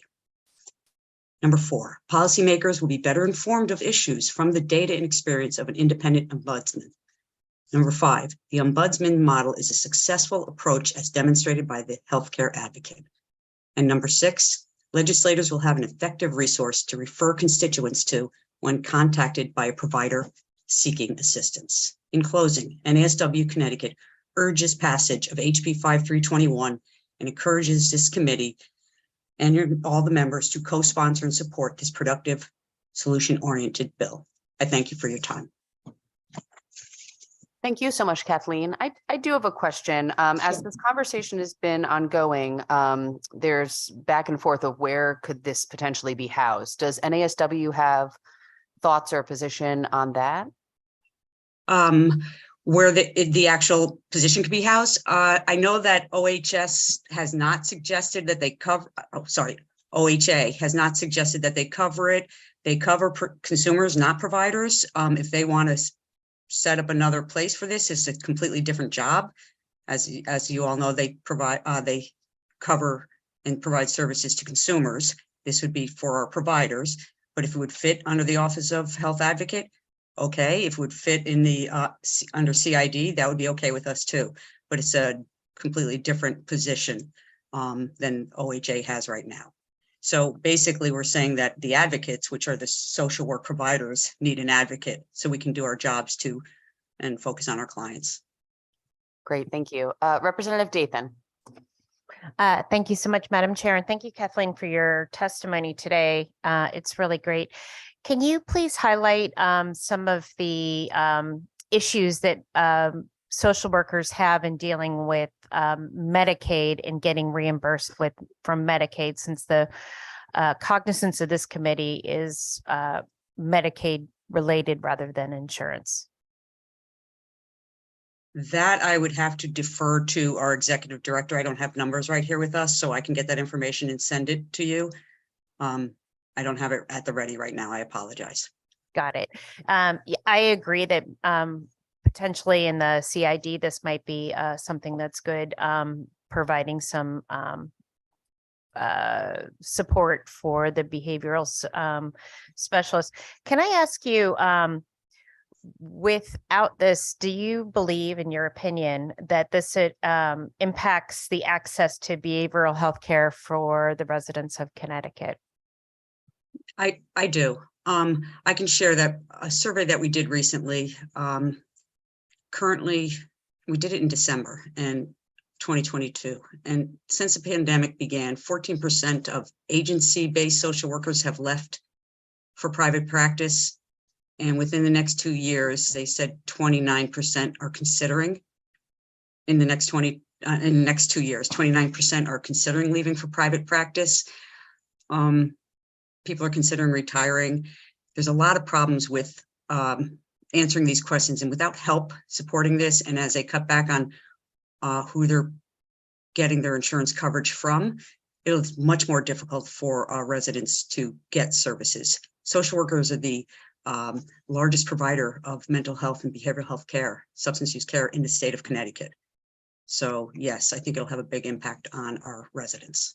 Yeah, I fully agree. The social workers in our state have done a tremendous job, particularly in the youth of our state that have been really suffering in the post-pandemic mental health issues that many people are facing, not just our youth, but our aged population. And I'm really concerned that, Husky recipients do have access to this care. And so I want to make sure that when looking this, we are really focusing as well on the Husky population as part of this committee. Do you know, Kathleen, in other states, are there any other states that provide such services, such as a provider ombudsman for behavioral health? I heard you ask that question earlier and I looked it up. Unfortunately, I was unable to find something else, which is I know it's important for you in the legislature to have things like that just to look at and see if there's numbers and successes. So I was hoping I could find something when that was asked earlier. Again, I will ask the executive director, but I also know that Connecticut likes to be a leader. So we will continue to search for anything we see. All I could find is for the consumers. And again, our ask is that we help the providers so that they can help the clients, that we're advocating for them. I didn't see anything other than some kind of middle person that takes care of the insurance parts of this, but the issues are more than just managing the reimbursements. It's the time away from treating the clients. And just a simple example of changing their address, like being on the phone and waiting to deal with problems that they shouldn't have to be dealing with when they should be working with the people they're serving. So yeah, I did look for other states, and I also believe you asked something about behavioral health, something outside of behavioral health providers. And I didn't see anything else because I know that, as social workers, we are the biggest behavioral health provider. So that's why we're asking for this. Thank you. That makes a lot of sense. I appreciate your testimony and looking into that. If you do find anything, please do let us know, because I'm curious what other states are doing for this, because it is so important that we support our social workers. Thank you for your testimony, and thank you, Madam Chair. Thank you very much. Thank you. Representative Case. Thank you, Madam Chair. Thank you for testifying, Kathleen. Thank you. I just find it interesting that I think there's at least 5 different bills that are asking for ombudsman. Is that because we are short employment and we need more oversight in the commissioner's offices, or what's causing this? Is there a not answering the phones, or what else can we do? Because I know there's about 5 bills for 5 different agencies looking for ombudsman. Well, I would say one thing that I can't speak for anyone else. And what I can say is that our Office of Healthcare Advocate is a great model and have shown that they have turned from an ombudsman. I know it started initially as an ombudsman, with the word ombudsman office. So that intermediary to allow the people that are doing work to do their work and get that support, that middle person, that liaison. That said, I'm not sure what the other bills are, people that are looking for that. The behavioral health and the mental health emergency work that was done during the pandemic has taken a toll. And yes, there are professions that are losing people. There's retention issues, and there is more work needed. So we need to support the social workers, in my case here, that are doing this work. And they need to be spending more time doing the work that they're experts at, and less time on the phones and worrying and having anxiety about whether they're going to get the money that they already were promised back, whether they're going to be able to see those clients, whether they can be committed to providing Husky for clients and receive Husky clients going forward. So I think in this case, it is a matter of being able to provide the services that they, as social workers, have a duty and a desire and an ethical obligation to provide. No, and I appreciate that. And I appreciate you bringing it forward and talking about it, because you're correct. We saw a lot through the pandemic, and we see an overload of our safety net networks right now. And we also see an overload of our agencies because of lack of employment. And we're desperately working hard on workforce development to get people back to work. I mean, we have agencies with 1,200, 1,000, 400 officers short. So we have a big loss. And I think the reason is that as legislators, we think sometimes we're ombudsman because the phone calls to try and navigate, to try to help you guys get answers. That's difficult too, because we're not the professionals, but we try to navigate so that you guys can get things done. And your primary day should be working with the clients, not trying to figure out what's wrong behind the scenes. So I appreciate you coming forward, and we'll do what we can. I appreciate it. Thank you. And we'll get you as much data as we can that you've asked for as well. You're all becoming case managers. If you can get data, that would be great, because it's not easy getting data these days. Well, part of the ask in this bill is to be able to get data for you so that you can, look at this and be able to answer your constituents better too.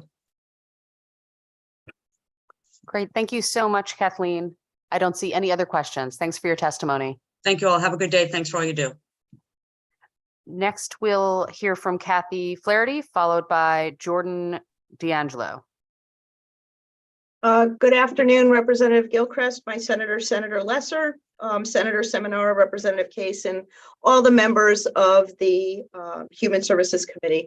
My name is Kathy Flaherty. I'm the Executive Director of Connecticut Legal Rights Project, and I'm here to testify in full support of Senate Bill 82 about MedConnect and in conditional support of SB 58. I did submit written testimony earlier this morning, so hopefully you will be able to access that later. I just really want to encourage you to listen to the people who are participating in the MedConnect program now about the challenges that they face because of the constant reporting of income and assets. And I do think that exploring the concept of removing them is something that we should consider as a state. My support of Senate Bill 58 is conditional for this reason. My concern is that for people who are conserved and living in nursing homes, that those other deductions that they are allowed to take from their income get counted first, and only if there's money still available should money be taken to go to conservator fees.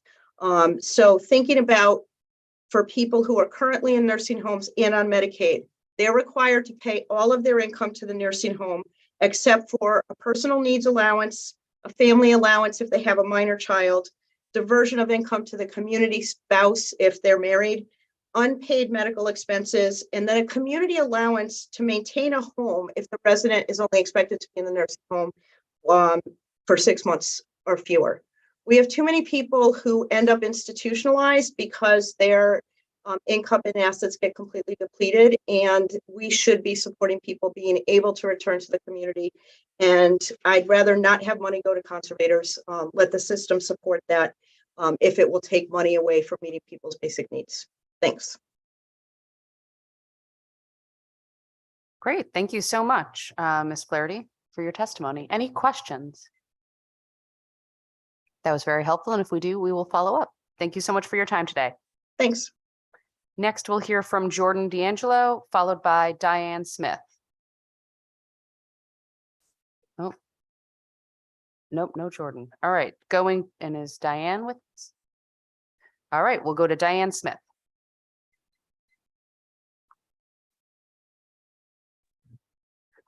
Good afternoon. Can you hear me? Yes, we can. Go right ahead. Good afternoon, Senator Lesser, Representative Gilchrist, and other distinguished members of the Human Services Committee. My name is Diane Smith. Last year, I came before this committee to give testimony and to support SB 283. I'd like to thank you for advancing it last year to the next level, and I ask you to do the same for SB 82 and exert any influence you may have to see it passed. I am now 53 years old and still the first person in several generations of my family to have not committed suicide. With 3 hospitalizations and decades of treatment over the last 40 years, I battled my chronic depression and generalized anxiety disorder every day. Although I do not receive Social Security, the Department of Social Services and the Bureau of Rehabilitation Services have found that the severity of my disability qualifies me for services and the MedConnect program. I am a single person and I live with my mother. Having access to the MedConnect program since 2019 has had an immensely positive impact on my life. MedConnect allows me to work full-time as a special education teacher for students with emotional and cognitive disabilities in an approved special education program that is both flexible and understanding of my situation. Working as a special education teacher for my students with emotional disabilities allows me to give back and prepare them for their lives after they graduate, along with the hope of making their lives a little easier. However, the asset allowance for the MedConnect program means being in a perpetual state of financial vulnerability, and even more so this year. with a 54% increase in my MedConnect premium and a 40-year high US inflation rate, the asset limit that was set decades ago is not commensurate with the cost of living today. My dream to own a home will never be realized because I will never have enough savings for the down payment without jeopardizing my MedConnect. I will always have to take out a car loan and be in debt because putting anything over $10,000 on a reliable car will result in me being terminated from the program. I will never have a fully funded emergency fund because it will result in the termination of the MedConnect coverage. In closing, I ask that you vote for SB 82, an act eliminating income and asset limits for the MedConnect program for persons with disabilities. If passed, this act will allow me to pull myself out of this perilous and draining financial instability and redirect my energy and resources to live a healthy life for many decades to come. Thank you for your time and consideration. Thank you, Ms. Smith, for your testimony and for being here today. I don't see any questions, so thank you so much. Thank you. Next, we will hear from Mark Anthony, followed by Jean Mills.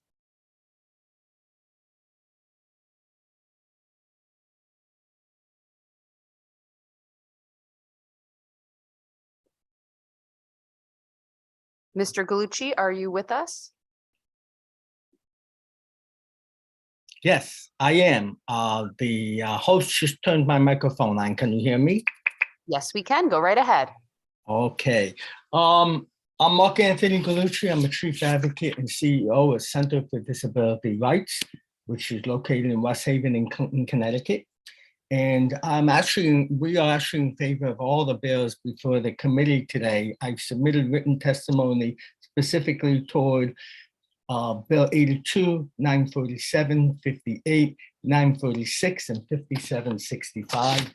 In interest of time, because I only have 3 minutes, I will focus on two, that is 82 and 58.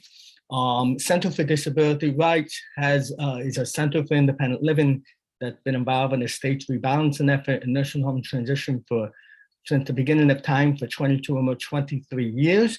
And during that time, we have moved somewhere around 14,000 people out, of which around 1,000 of them were people that Center for Disability Rights itself moved back into the community from nursing homes. We've also prevented a couple of thousand people from having to seek institutionalized care. So I think we have a good enough background of experience to be able to testify in some of these bills. First, 82, the MedConnect program, which was called the Medicaid for Medically Disabled when it came about 22, 23 years ago, and you're going to hear from a couple of staff people of mine who are on that program. We were involved in getting that passed in the first place, and it's been a great success. But the income and asset limits are still frozen for 22, 23 years. I heard the commissioner say it wasn't in the budget. It ought to be.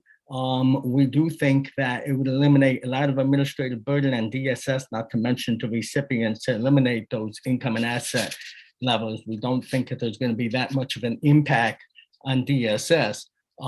However, at the very least, the income and asset limits should be increased, probably double what they are now, at least, to consider an inflation over 22 years.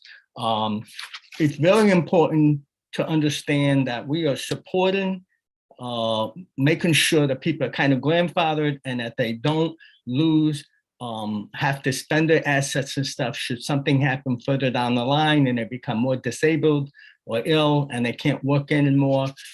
It doesn't make any sense to punish people by taking all the assets they work so hard to accumulate and we're allowed to keep under MedConnect. So we support that. And also I want to briefly say number 58 regarding compensation of conservators, I'm not a conservator. I don't get compensated, but I am an attorney and I work with a lot of conservators and a lot of people have conservators. And this is an ongoing problem, even though it's allowable to deduct conservator fees and certainly the standard $120 per month. Nursing homes and some ill-trained DSS workers still push back on this and don't understand this. And it causes a lot of time and aggravation on the part of everyone to resolve it. I myself spend probably about 5 to 6 hours a month arguing with people over this issue. So I think it needs to be clarified in the law. And while you're at it, you should also indicate that there are other things that should be included in the bill, like people should be able to pay long-term care expenses. We have people languishing in nursing homes, dying there because they can't do a trust with Plan of Connecticut because they're being told that they cannot deduct trust fee of $1,050 or attorney's fees to do, or probate fees as the case may be, because it's not allowed to be deducted from applied income. Well, I believe it is, and I think that this legislation should add that in there to include that as well. Because otherwise, what we have is a discriminatory situation where people with money can set up trusts or do what they need to plan to get out of the nursing homes, and the people who are poor because they were asked to deplete their resources by Medicaid rules, stuck there and never move out. And this is also a major obstacle to moving people out on money follows a person. So if you want the state to be successful in that, you would change that. Thank you for giving me this opportunity. Thank you, Mr. Galucci. I don't see any questions. Thank you for your testimony and your time. Next, we'll hear from Jean Mills Aranja, followed by Kathleen Hayes. Go right ahead, Jean. Thank you very much, Representative Gilchrist, Senator Lesser, and other members of the Human Services Committee. I'm going to pick up right where Mr. Galucci left off with Senate Bill 58 concerning conservator compensation by Medicaid applicants and recipients. I'm a volunteer attorney for Connecticut Legal Services, a nonprofit legal aid agency, and I recently retired from its elder law unit. On behalf of our low-income elderly residents who reside in nursing homes and my sister legal aid organizations, I'm submitting our testimony of conditional support for Senate Bill 58.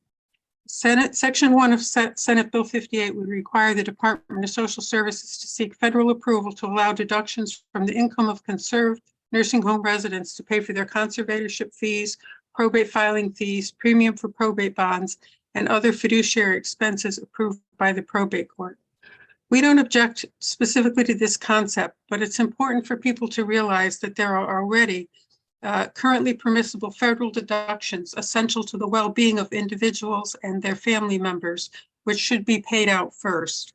Specifically, these are a personal need allowance, for residents with a minor child, a family allowance, for married residents, a diversion of income to the community spouse, unpaid medical expenses, and a community allowance to maintain a home if the residence is expected to return home within 6 months. We feel very strongly that these expenses should be protected first as coming from applied income. And then if there is sufficient applied income left over after paying whichever of those the person might be eligible for, that expenses could go for conservatorship fees or fiduciary expenses approved by the probate court. And in our testimony, we have proposed language to add a sentence to the end of Section 1A, which would provide for that order of priority of payment of those expenses. Thank you very much for your time, and I'm happy to answer any questions anybody might have. Thank you so much for your testimony and for bringing this to our attention. We will consider it as we move forward. I don't see any questions, so thank you for your testimony and your time. Thank you. Next, we're going to hear from Kathleen Hayes, followed by Monica Nugent. Go right ahead, Kathleen. Thank you. Good afternoon, Representative Gilchrist, Senator Lesser, Senator Seminara, Representative Case, and distinguished committee members. My name is Attorney Kathleen Hayes. I am here today on behalf of the Elder Law section of the Connecticut Bar Association, as well as the Connecticut chapter of the National Academy of Elder Law Attorneys, testifying in support of Senate Bill 947, an act increasing the minimum amount of assets that may be retained by the spouse of an institutionalized Medicaid recipient, which is admittedly a mouthful.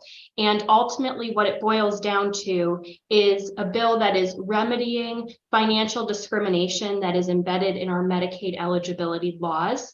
The discrimination right now is against middle class or lower middle class families who are not enabled to retain as many assets as counterpart families that just simply start off with more assets when they enter the Medicaid eligibility process. The impact of this bill is really best explained through a case study. So if you have a couple with joint assets of $300,000 applying for Medicaid, the community spouse who doesn't need care gets to keep half of the couple's assets, subject to a minimum right now of $50,000 and a maximum of $148,620. So with a couple with $300,000 in assets, the community spouse is capped at $148,620 because the maximum is less than 50% of the couple's assets.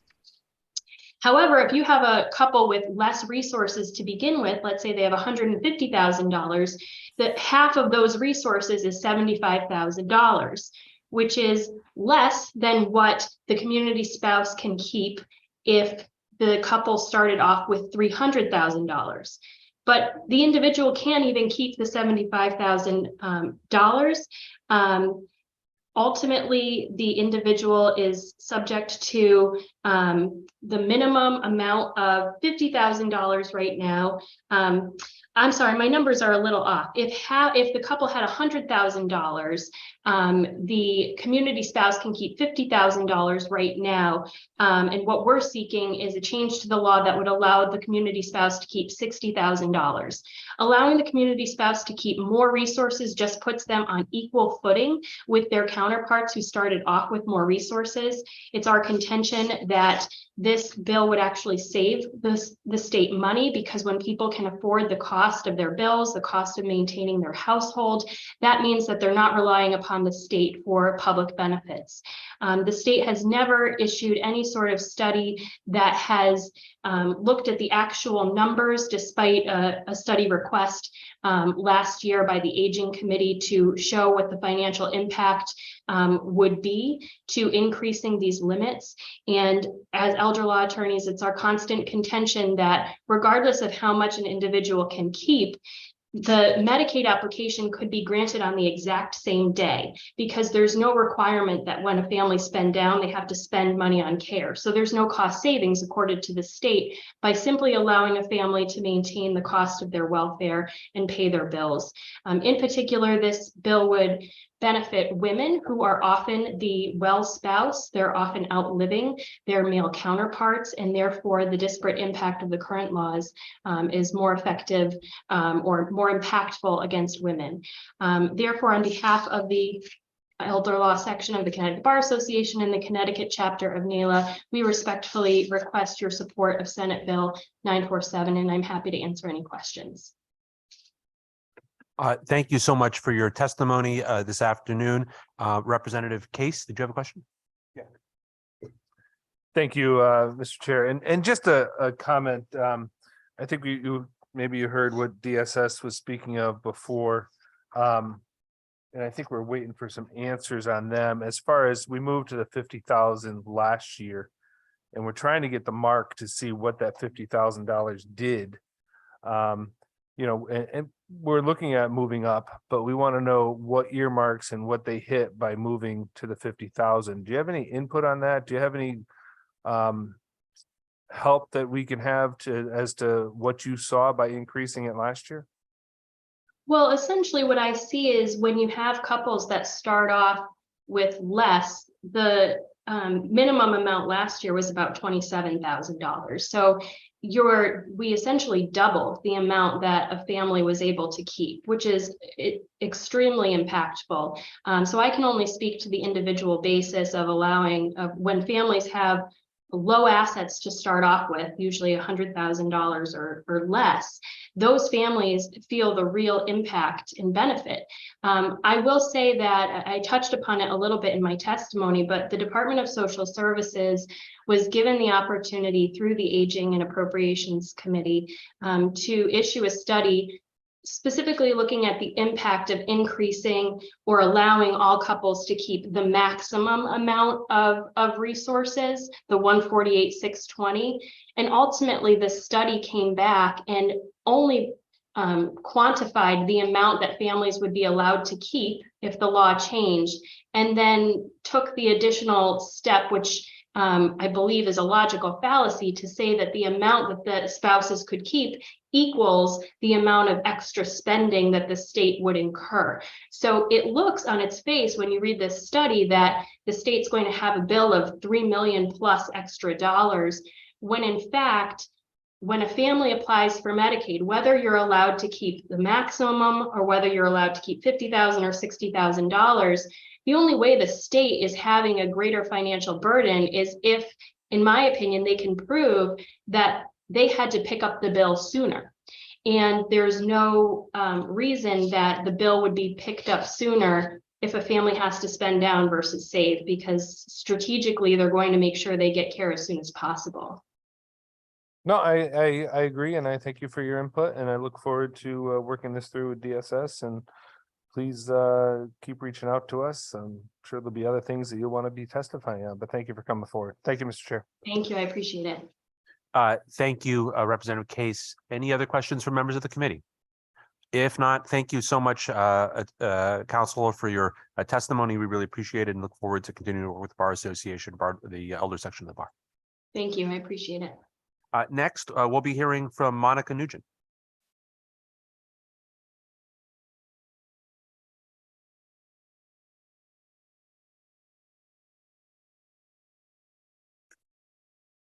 Is Monica there?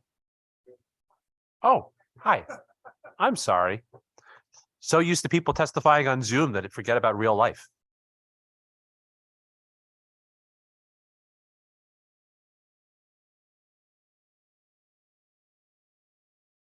Is the microphone on? You have to press the button. This is the. Hi. I'd like to first thank the Human Service Committee for the opportunity to hear my story. I want you to know how difficult it was for me to be here today, leaving my son alone with his older brother and my 75-year-old mother. But I feel that it's extremely important today to not only hear my story, but others that can't be heard, and their voices also need to be heard. As we all know, we're in the middle of a staffing crisis. My name is Monica Nugent, and I'm a mother of 3. I am 52 years old. My middle son is 25 years old, a gentle giant. He's severely autistic, nonverbal, has epilepsy, pica, meaning he ingests non-edibles. He has sensory issues. He will elope and run off. He does not respond to verbal command, which can be dangerous. He is 175 pounds in diapers and can exhibit extreme behaviors. He lives full-time at home.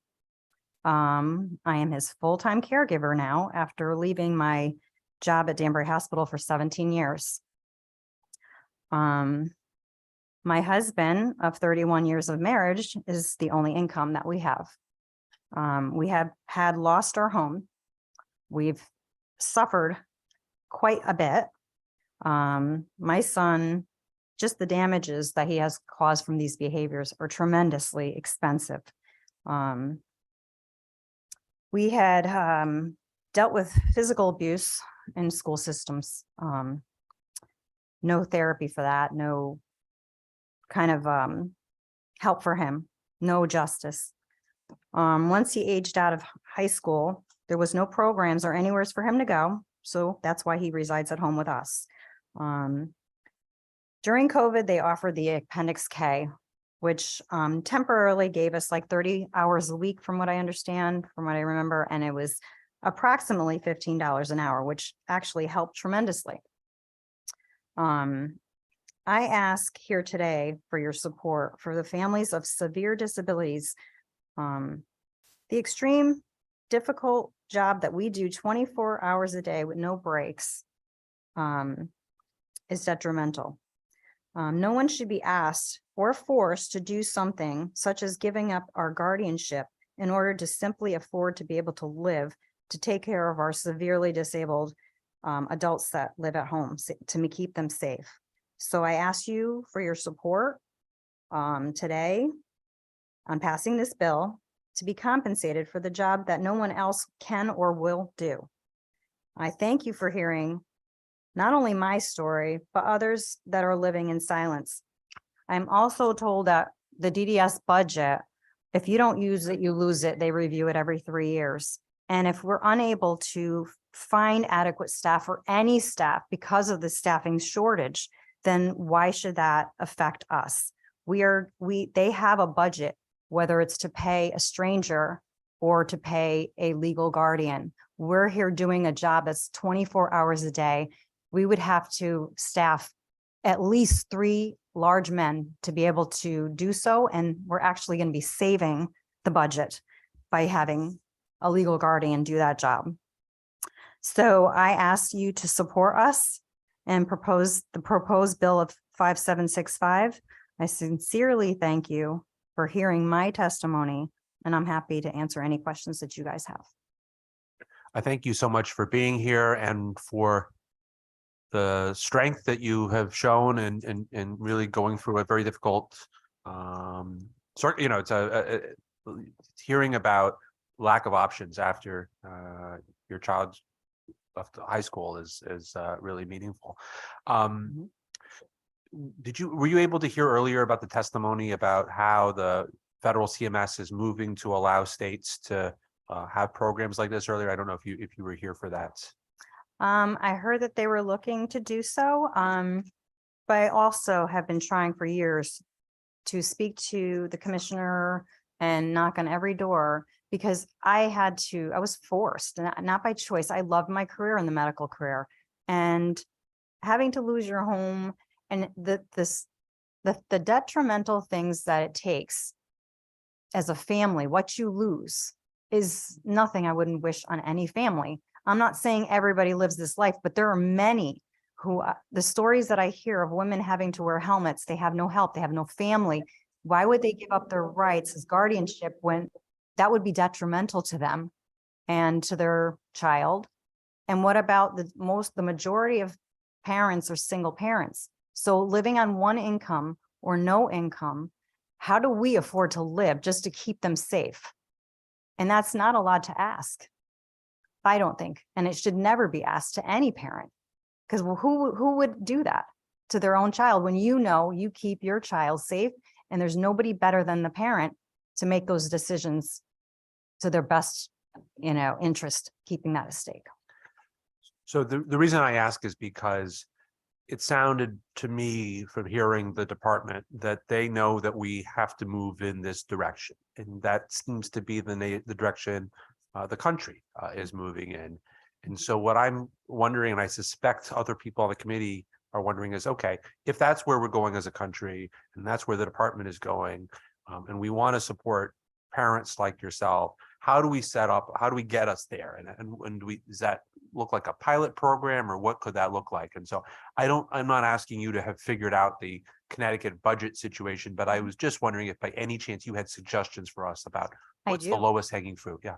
Well, first of all, if somebody else in the family other than the legal guardian is able to be a paid staff, then why can't it be? What about the people that don't have, I have another sibling. I mean, my son has a sibling, another child that I have that's able to help me sometimes, but he needs to move on with his life and start moving on. It's not fair for him to have that responsibility. If they're able to do that for them, what's the difference? I don't understand why it is crucial to give up guardianship. I don't have that answer. I think it's kind of crazy to do so because it's detrimental to their well-beings. One of the things my daughter had mentioned, she says, I can see where the state would kind of, what about the people that might take advantage of it? So she says, why don't they just do it for certain individuals that are extreme and they could have to fit the criteria or get a doctor's note. I mean, that makes sense. I mean, right now, the going rate for a PCA, they just increased it January 1st is $18.25 an hour. And I'll be honest with you, I couldn't find somebody to do that. I have not had staff in years. And besides, if I was to hire a staff, I'd have to hire at least 3 grown, strong, educated, trained men. It's impossible to find one. So you're actually saving Daniel's budget by hiring one person, the one that's doing it right now. I don't know how long I'm going to be able to do this. I also have a question. Right now, my son helps me. What's going to happen when my husband and I pass on? He then will have to step down, render his rights as guardian in order to be paid to take care of him, or he'll have to leave and then he's in no different boat. There'll be no staffing to take care of his brother while he goes out and tries to support him. The financial burden that families take is so tremendous that I can't even explain. Losing your home, having to file bankruptcies just to live and eat. And just think, I have a husband. What if I didn't? Then what? I'm left just like others that are sitting home, having no supports and having to deal with the behaviors, no programs. Even if they wanted to send their child to a group home, there is no group homes. There's nowhere to send their disabled, severely disabled kids to keep them safe. So technically, we'd be saving the state money. Thank you. And your advocacy is very powerful. I think we've got some other members who have some questions for you. Representative Case. Thank you. Thank you, Mr. Chair. And to go on the questions of how do we do this? We did this during COVID, correct? Yes, Appendix K. And it worked. It did. So in the DDS did offer that we are moving this way, as the senator said, and that the K option is there for us to decide if we want to facilitate it and move it forward. We're going to see the numbers and see what it's going to cost, but I think you're absolutely correct. I mean, we're going to see a savings on the side by having parents because of the lack of employment out there for people to come. But what I also want to talk about briefly is we saw a lot of things during this pandemic. And from talking with some parents at home in the best district, in the 63rd, I always say that because Buckby, he's got New Milford as the best, but I don't know. And I know that's where you are. So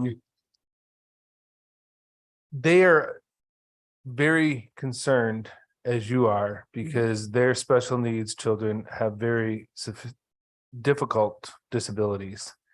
And either having people come into the house or sending your loved one out isn't an option for them. Correct. Number one, you're sending somebody in who might not be the same person all the time. You might be bringing something into the house. You're just trying to protect your loved one. And why can't we do it with the loved one taking care of their loved one and have some compensation and help give some relief and some stress to our IDD population and the most vulnerable out there? We're working so hard to keep our elderly to live in their homes. Correct. Let's make it so we can keep our most vulnerable in the IDD autism population in their homes if the parents so wish. I thank you for coming out today and making that long drive all the way up, but I think somebody else might have some questions for you. Thank you, Jay. Thank you, Representative Case. Representative Buckey. Thank you, Mr. Chair. And yes, it's officially the best town in the USA for Representative Case, a good ranking member, but it's also one of the reasons why we refer to it as best town in the USA. It's the people. So there was something you mentioned earlier that I wanted to touch back on that came up earlier while you were listening to other people comment on other states having solely state-funded programs, and they weren't sure how many were there. Are you aware of how many other states that can do this? I am. I had passed it along as well. It's 21 states that responded that solely state fund programs.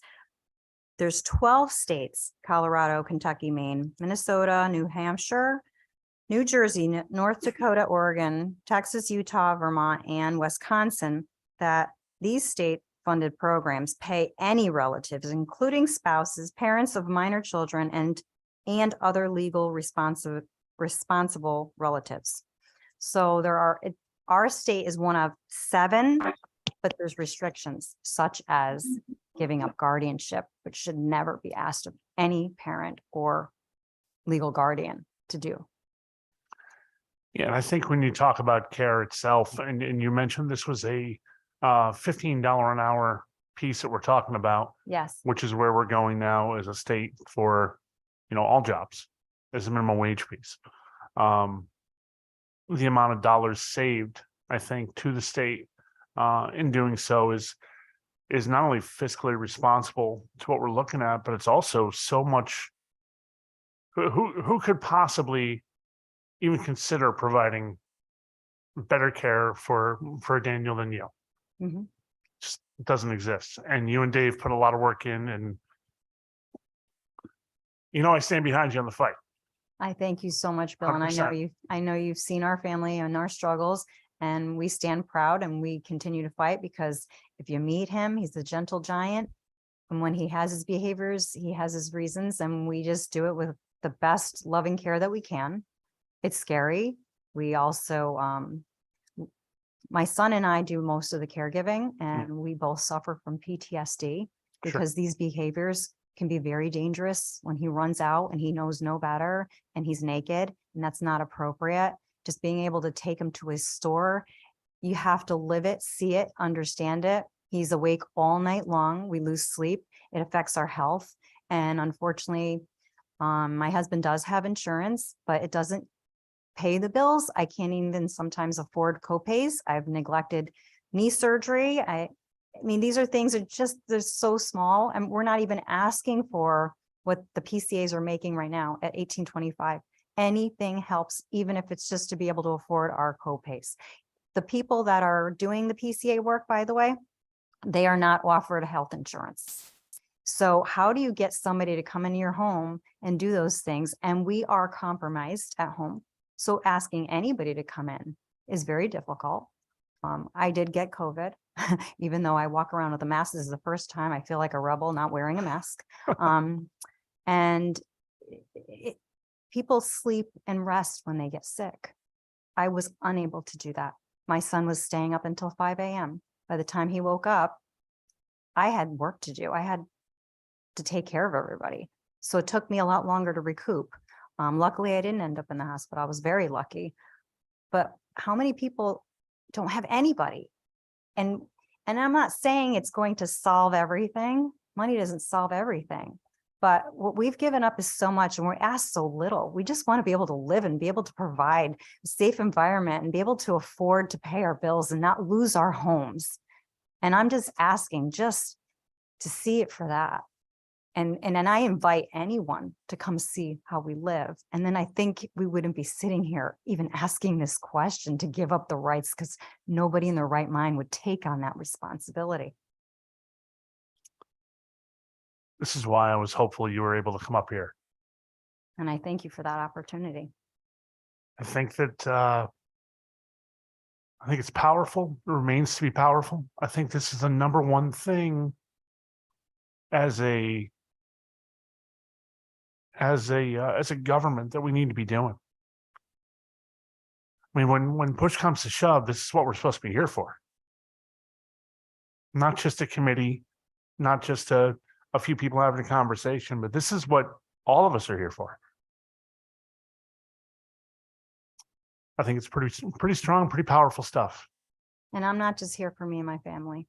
I'm here for many, many women that had just texted me throughout the night, and I was up all night listening to their stories saying, I'm a mother, I'm single, I'm divorced, I'm struggling, I don't have anybody, and I'm trying to live.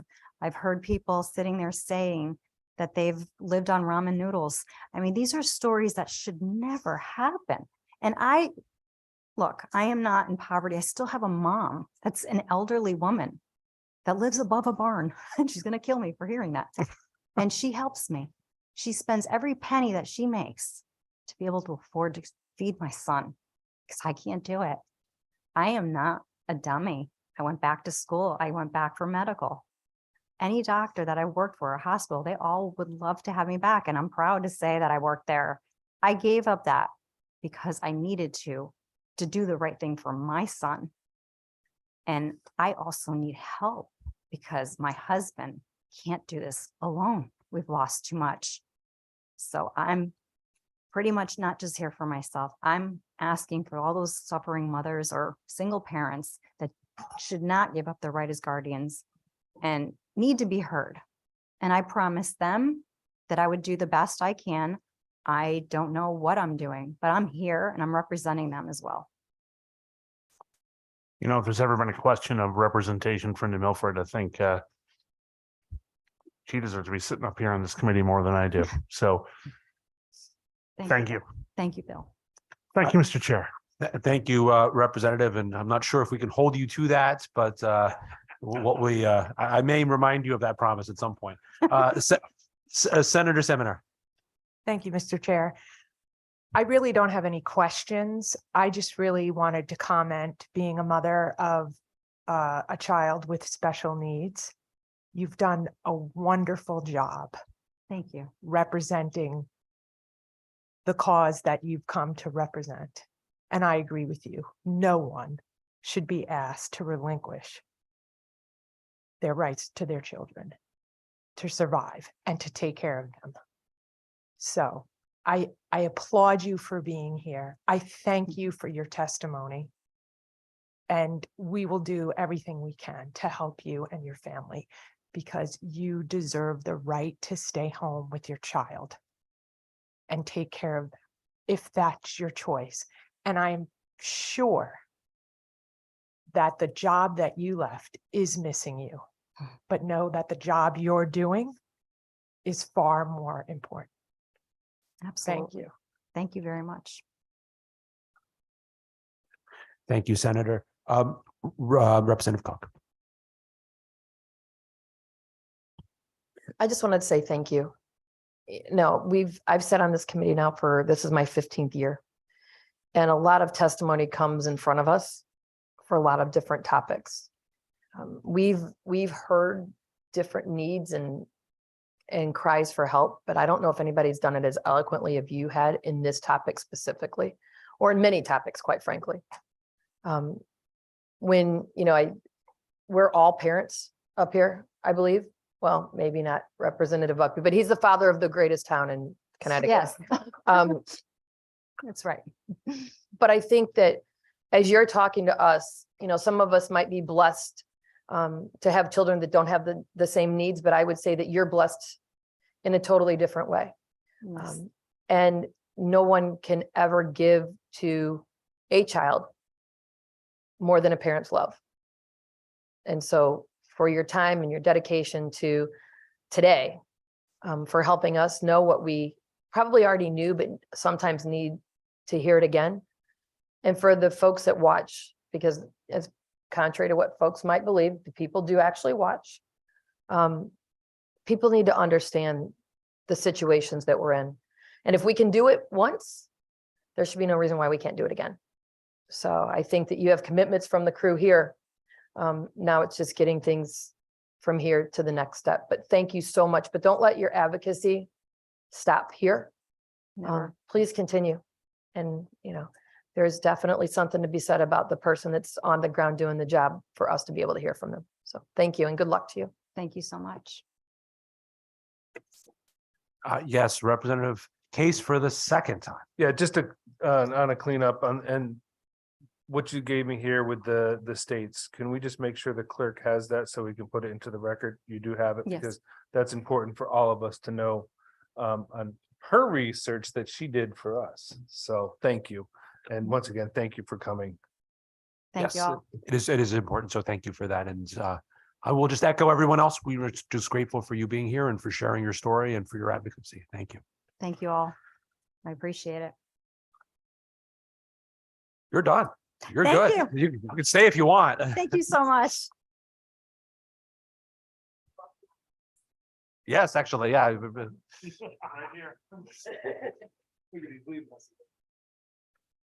Okay, next up, we have Mr. David Wu.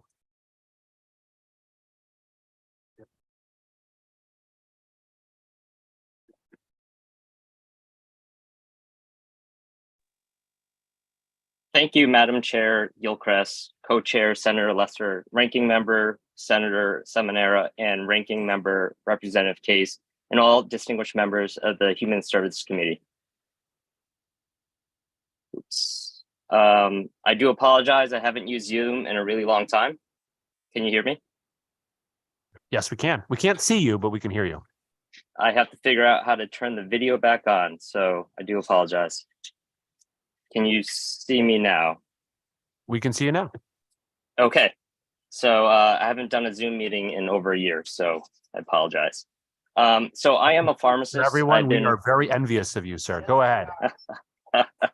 I've been a pharmacist for 19 years. My wife and I started Simply Pharmacy about 6 years ago.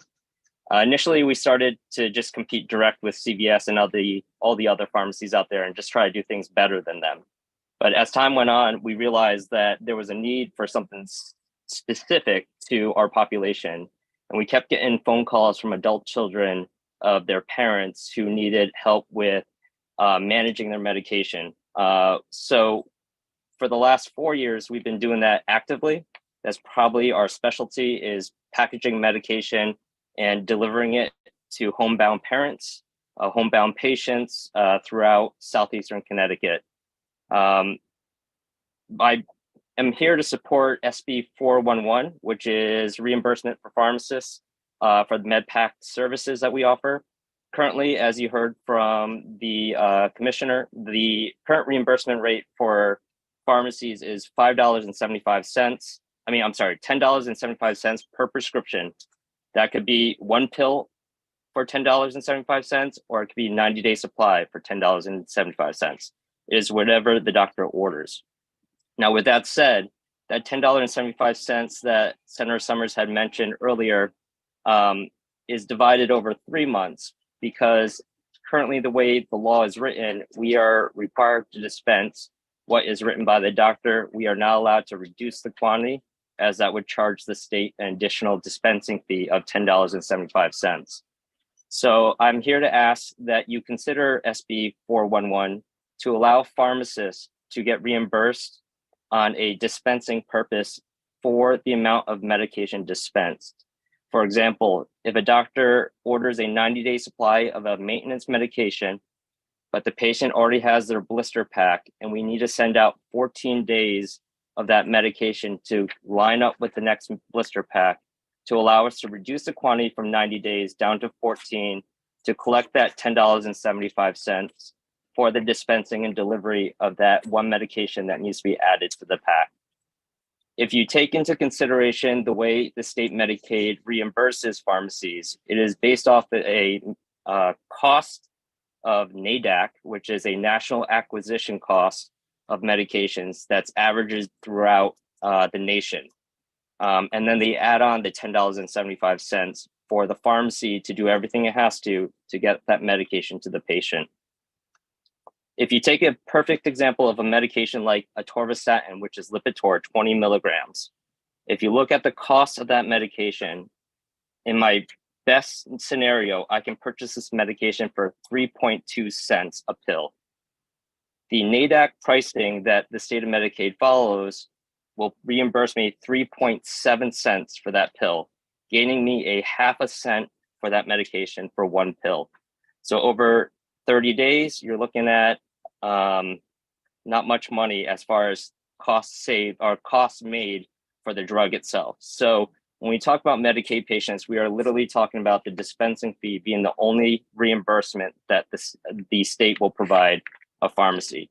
And if we look at the labor costs for such medications, Sir, the blister pack process. Can you please summarize? I'm sorry, your 3 minutes is. Oh, I'm so sorry. So all I ask is if you can allow pharmacies to reduce the price, the quantity dispensed, so that we can go ahead and get the reimbursement for a shorter amount of medication, so that we can continue to take care of elderly patients that are homebound We delivered to their house. And so I do apologize. I was over the 3 minutes. It's all good. You're pretty good for your first Zoom in a year. No major quibbles there. No, I just want to thank you for your testimony and for working with Senator Summers. I know that she's advocating for pharmacists along these lines, and I think we'll have to have a conversation with the Department of Social Services. Are there any questions for members of the committee? Yes, Representative Comey. Thank you, Mr. Wu, for sharing with your story from a small pharmacy, side. You were sort of going as we cut you short at the 3 minutes. I noticed that you were going into some more details with numbers. Is that in your written testimony? So I didn't generate a written testimony. I just got word that I was supposed to testify yesterday, and I accepted the offer to explain what we do as a pharmacy. So I can definitely go back through and put that in my written testimony.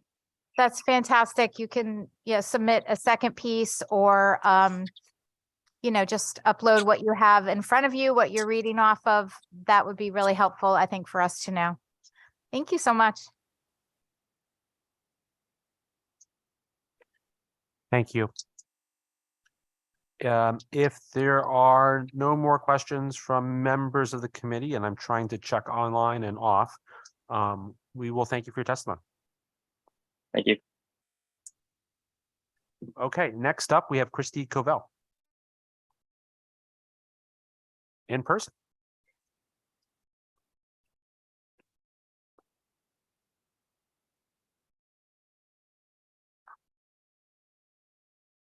Good afternoon, Christy. Good afternoon. Nice to see you.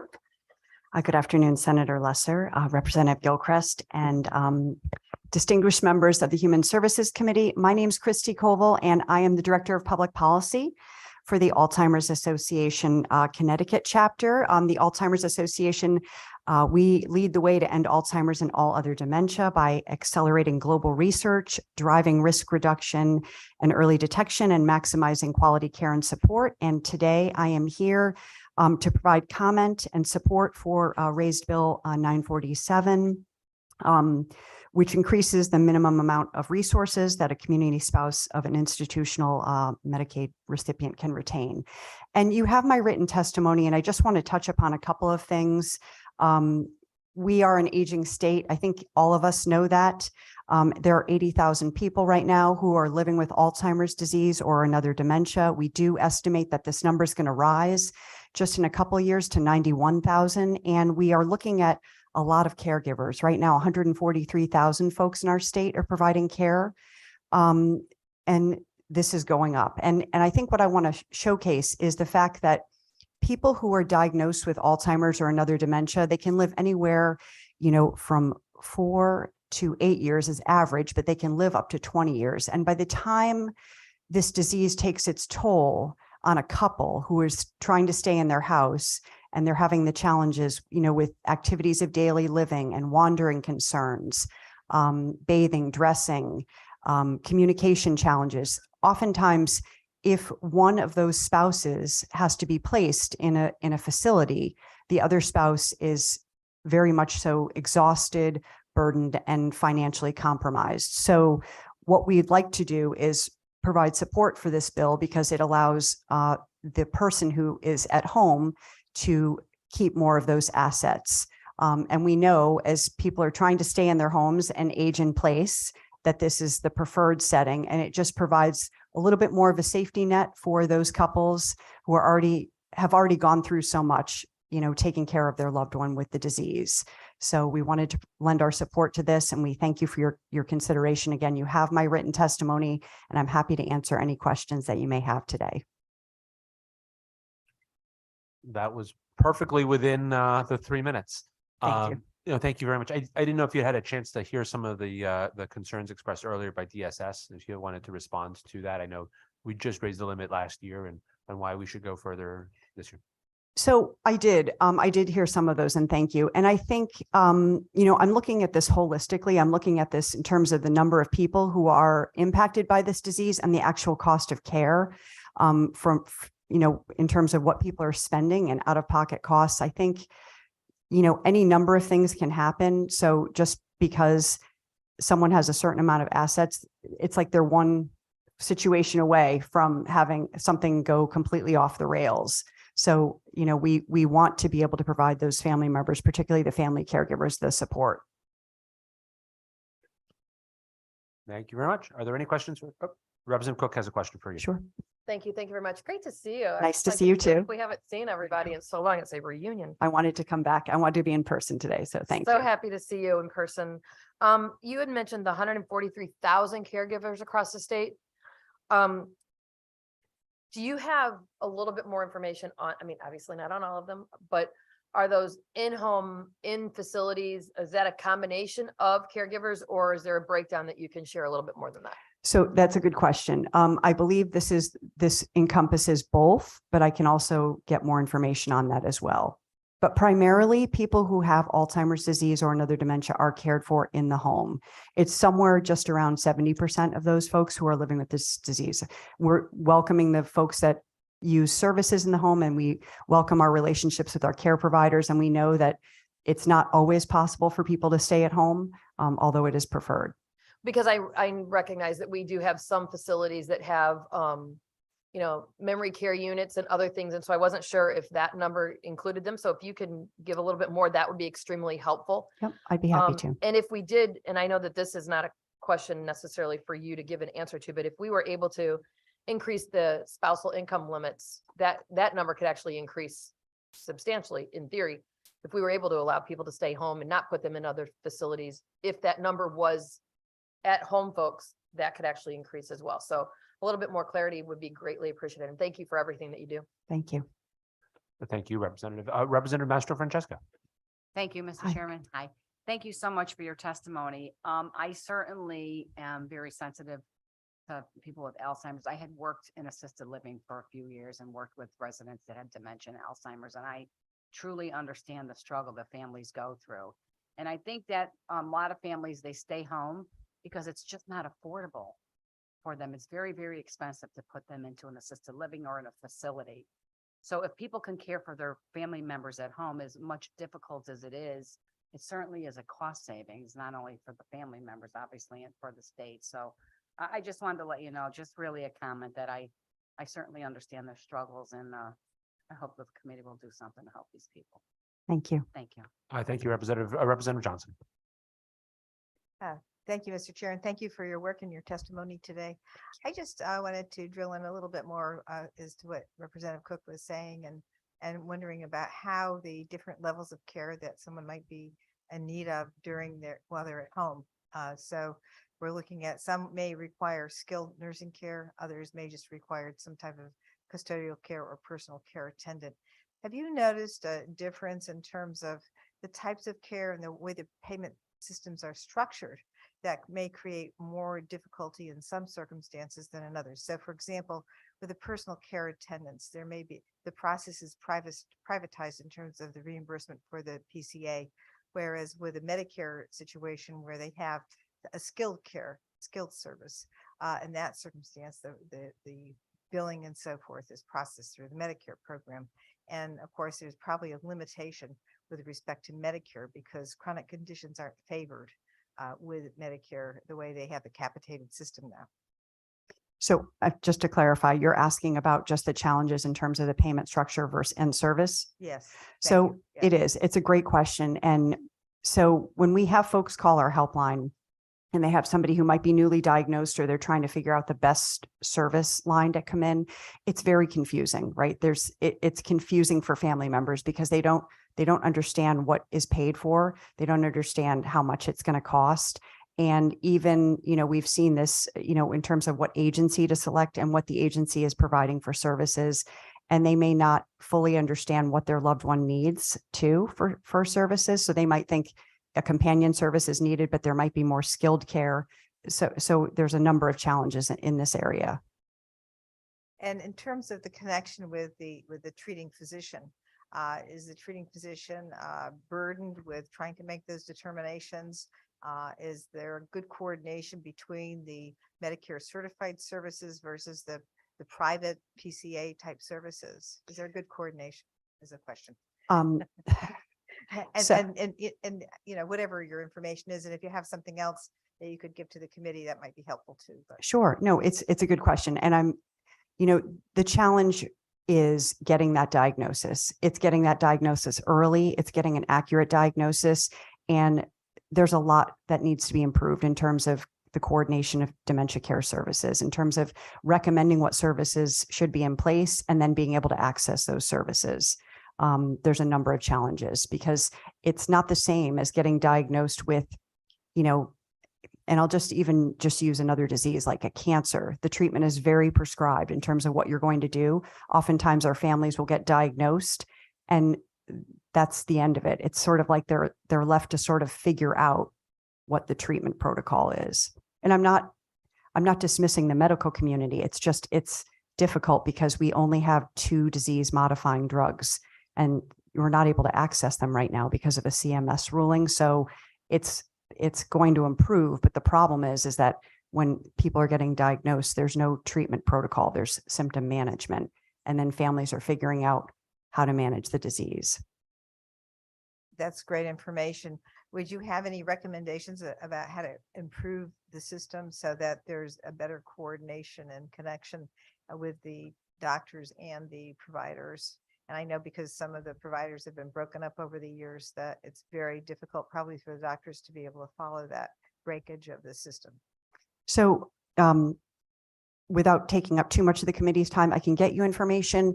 The CDC has been providing grants and the Connecticut Department of Public Health received one of those grants, which the acronym is BOLD, which is Building Our Largest Dementia Infrastructure. And we are looking at dementia care coordination in Connecticut, and we are updating our core capacity state plan. So I was, sitting on one of those work groups, and I'll be happy to share the information and the progress that we're doing to look at that. I knew you were the right person to ask. Thank Thank you. you so much. Thank Thank you, Mr. Chair. Thank you so much, Representative Johnson. Any other questions from members of the committee? If not, you're off the hook, Christy. Good Oh, to see you. Thank you so much. Nice to see you. Next up, we have Bobby Berrio, followed by Jason Sunby. Good afternoon, members of the Human Services Committee. My name is Bobby Burial, and I'm here today to testify in support of Senate Bill 82. The reason why I'm testifying in support of that bill is because as someone with a disability, like I certainly know how hard it can be to not only obtain Husky or he either as a non-working disabled person or through the MedConnect program, but how hard it is to keep that insurance once to keep it. Additionally, I am looking for a job right now and being done with college recently, and in my work search, I have to find jobs that pay less than $75,000, which is kind of hard to find in the legal profession. So another reason why I'm testifying in support of the bill is because not only would I be able to hopefully obtain a slightly higher paying job that pays like maybe 85,000 or 90,000 a year, it would enable me to have money to save up for a house one day and ultimately live independently and not have to rely on any state services. Additionally, I'd be paying more in income tax and sales tax, and I would also be paying a higher premium too. So it's not like I'm getting health insurance for free. I would be getting health insurance and paying more into it as I earn more money, and I wouldn't have to be limited under the current income and asset restrictions that persons with disabilities on the MedConnect program face. Finally, I want to add separately from my written testimony, one thing I forgot to include is the fact that there are all kinds of people who get health insurance through the state and federal government, whether it be veterans or persons who don't get their health insurance through the employer, but get through one of the ACA health exchanges, and they don't have income or asset limits. And so the question I have is, why do disabled people have income and asset limits in order to obtain life-saving and critical health insurance, which is something that a lot of people like myself need in order to survive? And why do other groups of people, why aren't they not subject to income and asset limits, but persons with disabilities are? So I also want to frame this as a fairness question as well. So I want to thank you all for taking time to hear my testimony, and I urge you all to support Senate Bill 82, because it would really help a lot of people, including myself. Thank you very much. Thank you, Mr. Barrio, for your testimony and for your advocacy. And as I understand it, and we asked another person earlier, the MedConnect program is distinct from other forms of Medicaid because it does charge a premium. Is that right? That's correct. And the premium is based on a sliding scale. So if you work and you earn like 20 or 30,000, you're going to be paying maybe $50 or $100 a month. But the more you earn, the higher the premium is. Thank you. And I wish you the best of luck on the job search. And I don't know if this is the correct forum to provide suggestions, but if you're looking for a unfairly low paying legal job, try the legislative branch. I think we've got a few places where that's a persistent issue. Good to hear from you. Are there questions or comments from members of the committee? No, if they're not, thank you so much, Bobby. It's good to see you. Oh, thank you so much. Next up, we have Jason Sunby.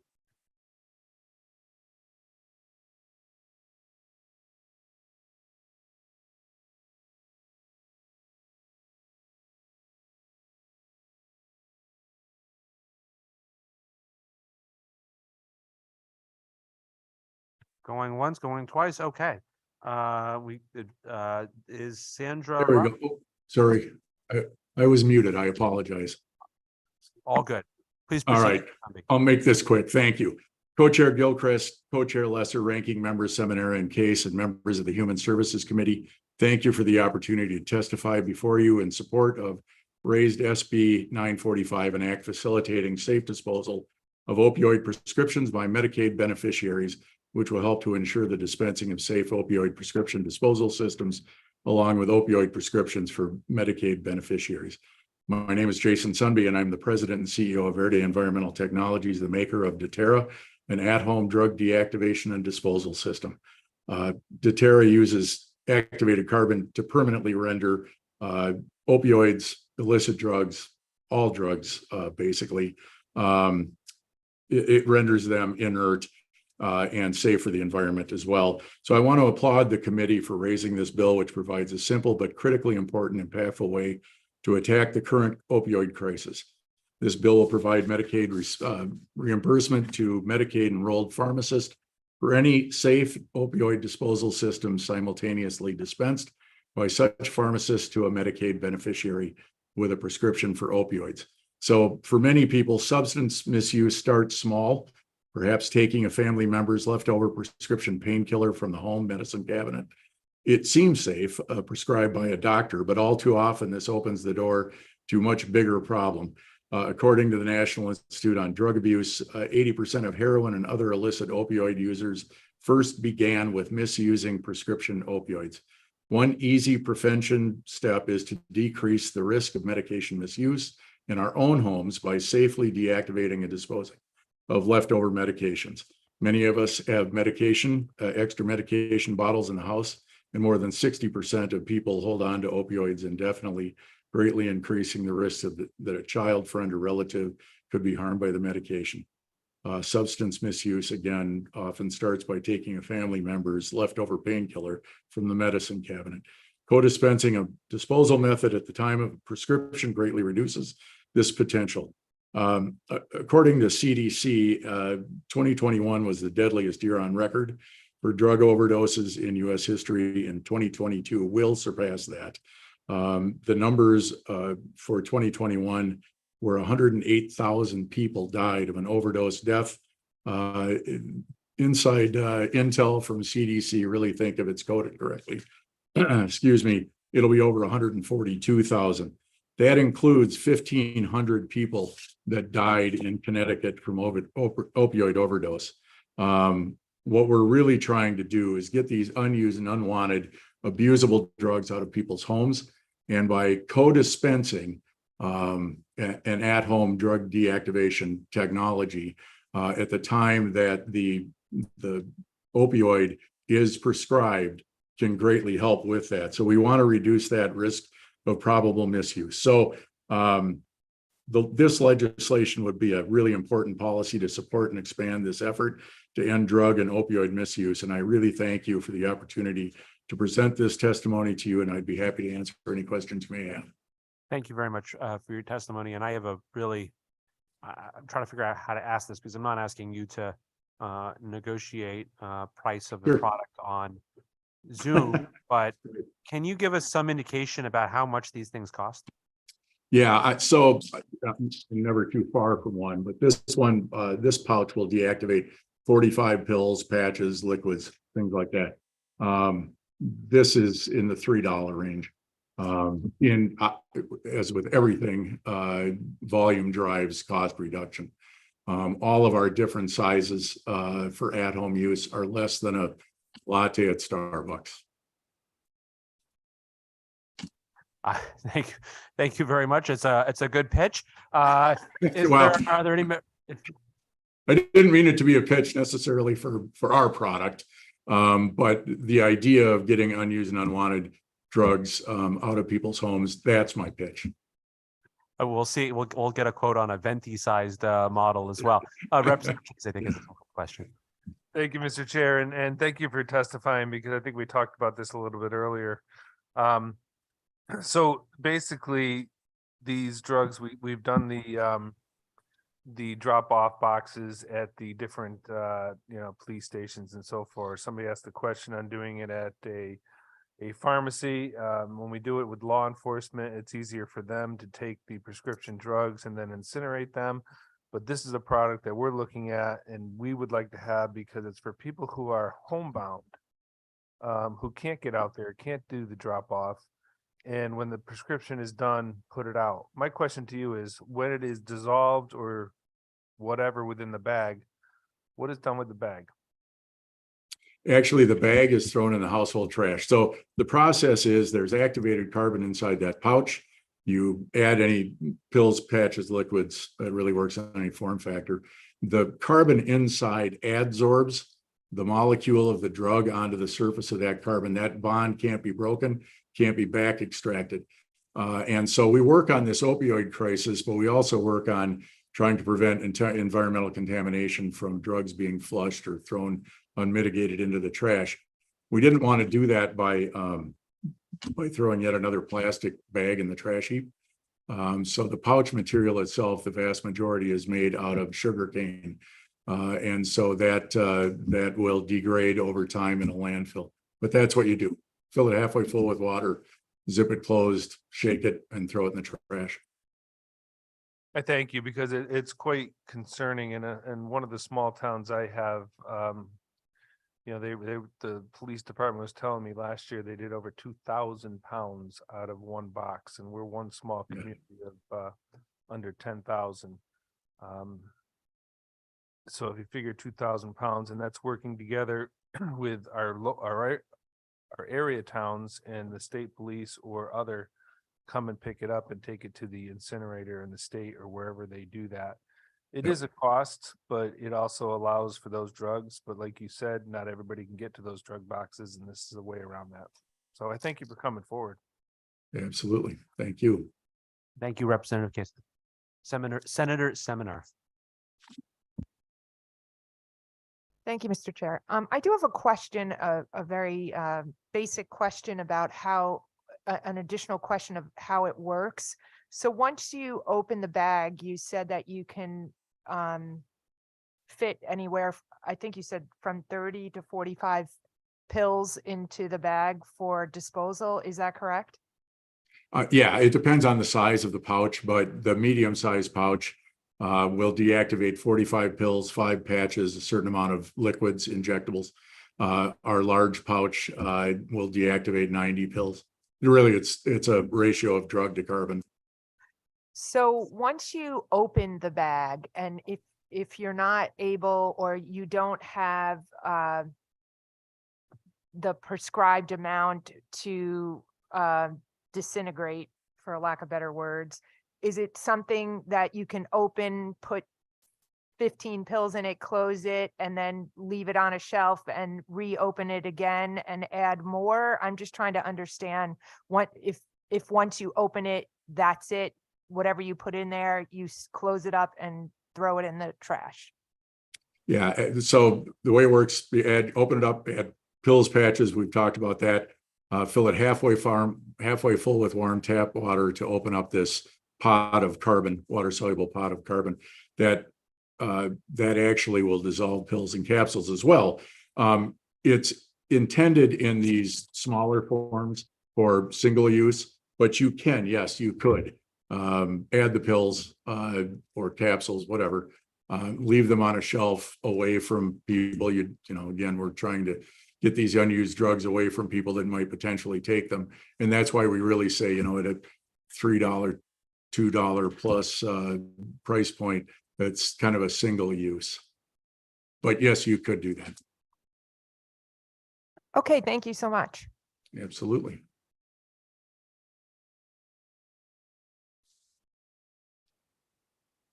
Thank you, Mr. Chair. Thank you. Thank you, Senator. Other questions from members of the committee? If not, thank you so much for your testimony, Jason. And next up, we'll have Sandra Roberts. Thank you.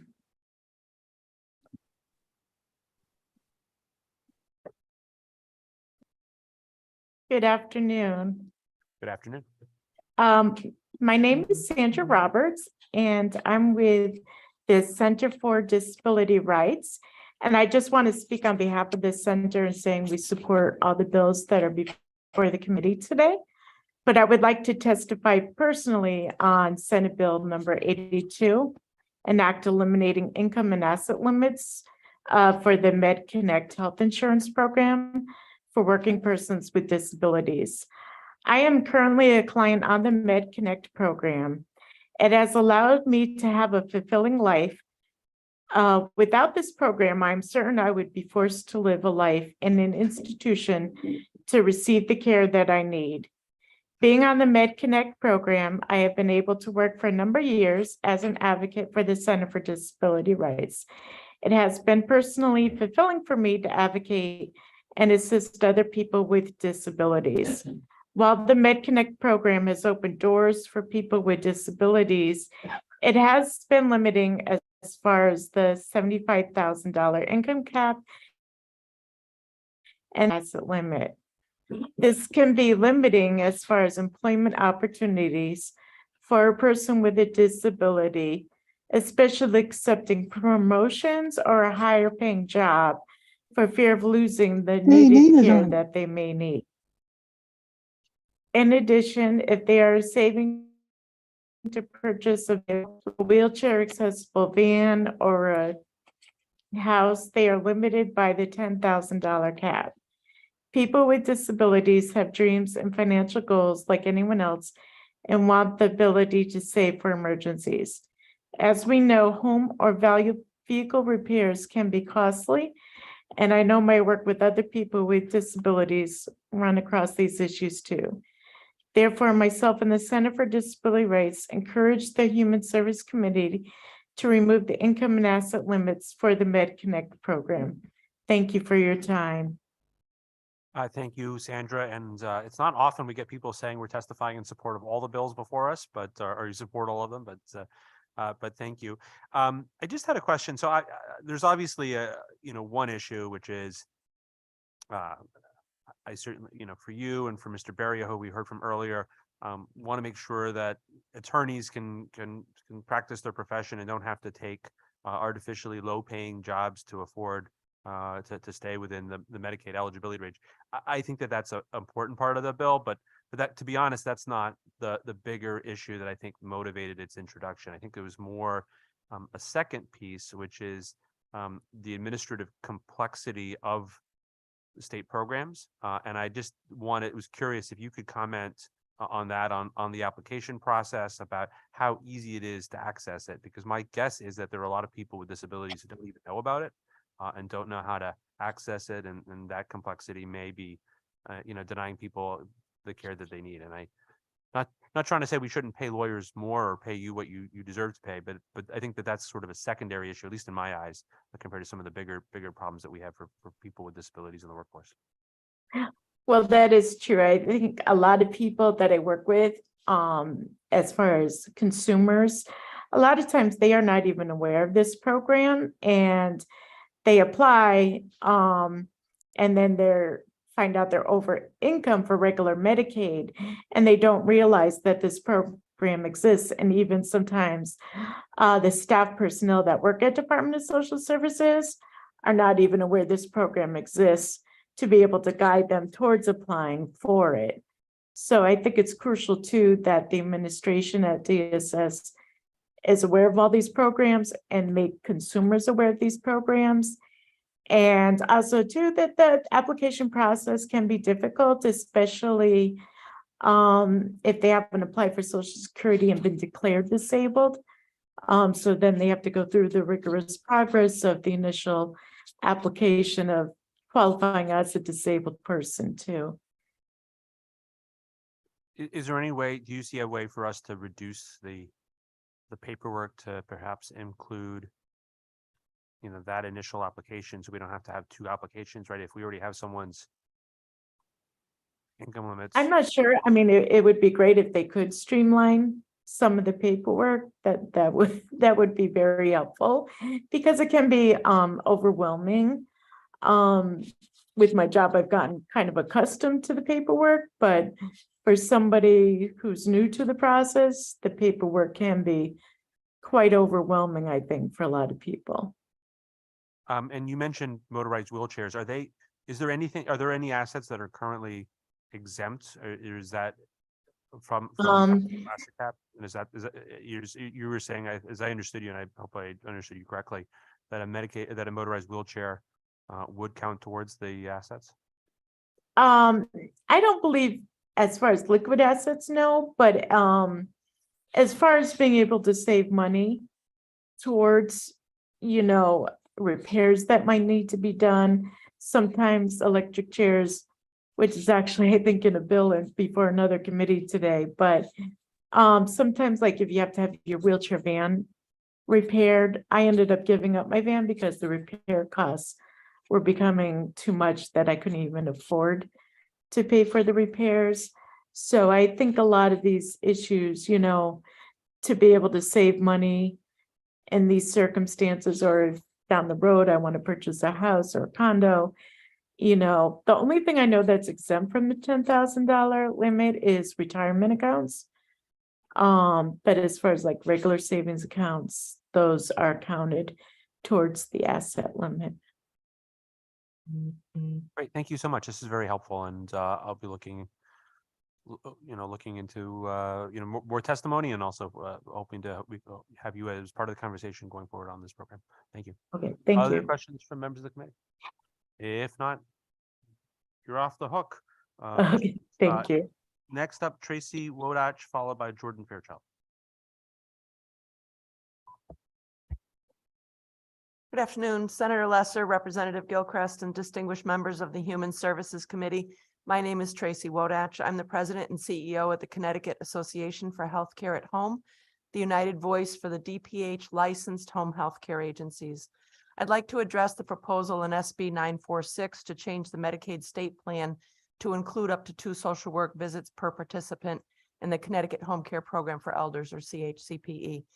Home health care agencies are licensed by DPH and certified by Medicare to provide skilled medical services, including nursing, social work, physical, occupational, and speech therapy in the patient's home. Both our federal Medicare and our state DPH regulations require that we provide social work services which are reimbursed by Medicare and commercial insurances, but are not covered by Medicaid. While we support 946, we cannot and should not limit the coverage to just 2 visits per participant in the CHCPE program. We need a home health Medicaid social work rate for both waiver and non-waiver Medicaid patients.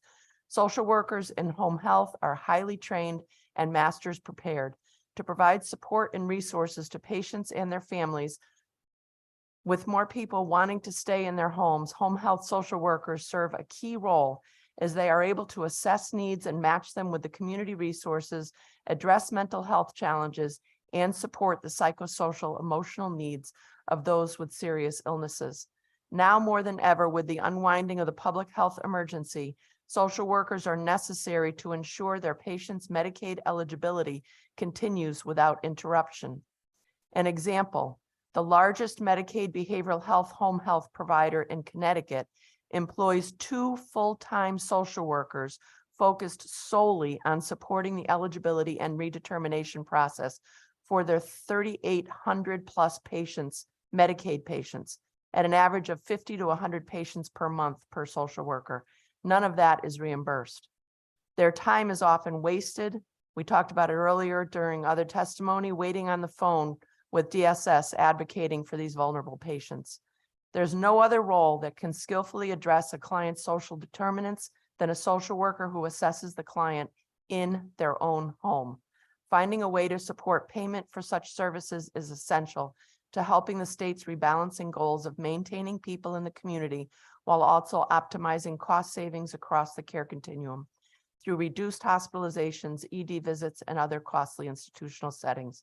Please consider expanding this proposal to include social work Medicaid rate for both waiver and non-waiver services provided by a home health care agency. Thank you, and I'm happy to answer any questions. Thank you. Are there any questions? Yes, Representative Gilchrist.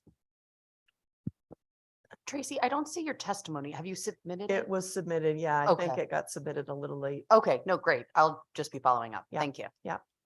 Thank you, Representative Hughes. Hey, thank you, Mr. Chairman, and thank you, Tracy, for your continuous through the whole COVID council, governor's council on nursing homes and all the work that you've done. If the social workers were not in the homes shepherding that redetermination process for Medicaid, who would be doing it? That is our biggest worry, especially with the unwinding of the public health emergency. We've been working closely with the Medicaid eligibility department, had a meeting yesterday with Bill Halsey and Peter Hadler, trying to make sure we have established efficient ways to figure out how to keep people from getting dropped. The behavioral health population that I spoke of, that one agency with 3,800 patients, they have to go into the homes. The behavioral health clients cannot manage this process on their own. And that agency does it all without getting any Medicaid services covered, any of the social work services covered. Thank you, through you, Mr. Chair. Also, the social workers going out to the homes, we're talking about a Medicaid and the other rate or non-waiver rate.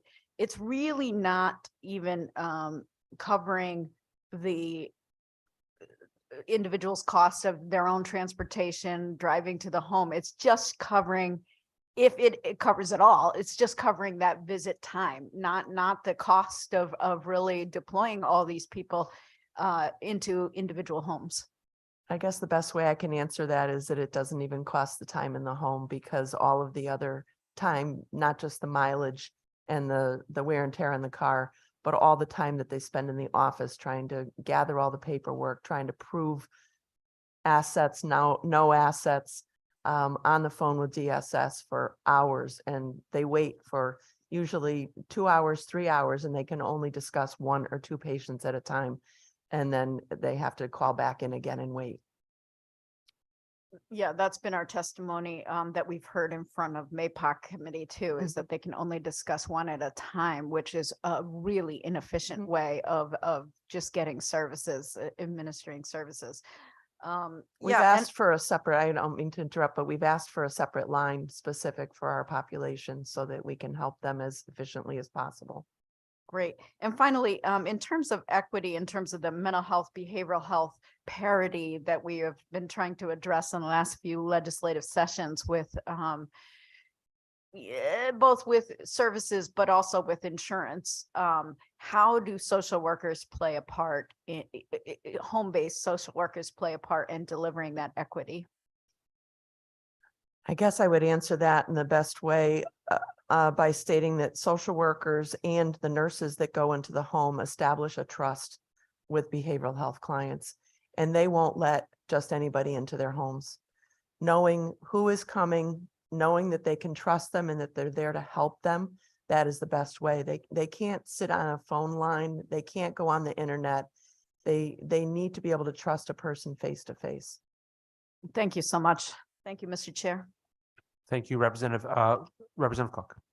Thank you, Mr. Chairman. Tracy, it's great to see you, and thank you and all of the folks that you represent for everything that you all do every day, especially the last few years of, challenges, to say the least. And I believe that's probably one of the biggest understatements that'll be said this session. So I would like you to clarify some numbers for me. You were talking about the social work visits per client per month. How many clients a month and how many social workers do you have? Oh, that's in the entire association. I'd have to do some research on that. I was citing specifically for the largest Medicaid provider in the state. And they have 2 dedicated just to do eligibility. They have other social workers that go out and do visits for mental health, behavioral health support, et cetera. So there's 4 social workers total. Is that what I'm understanding? Give or take? They probably have about, I would say they probably have 6 For for their how, what's agency. the average population? I mean, I don't expect you to give me. Normally a social worker, if they're going out on a visit, whether it be Medicare, commercial, whatever insurance, they're usually doing between 3 and 4 visits per day.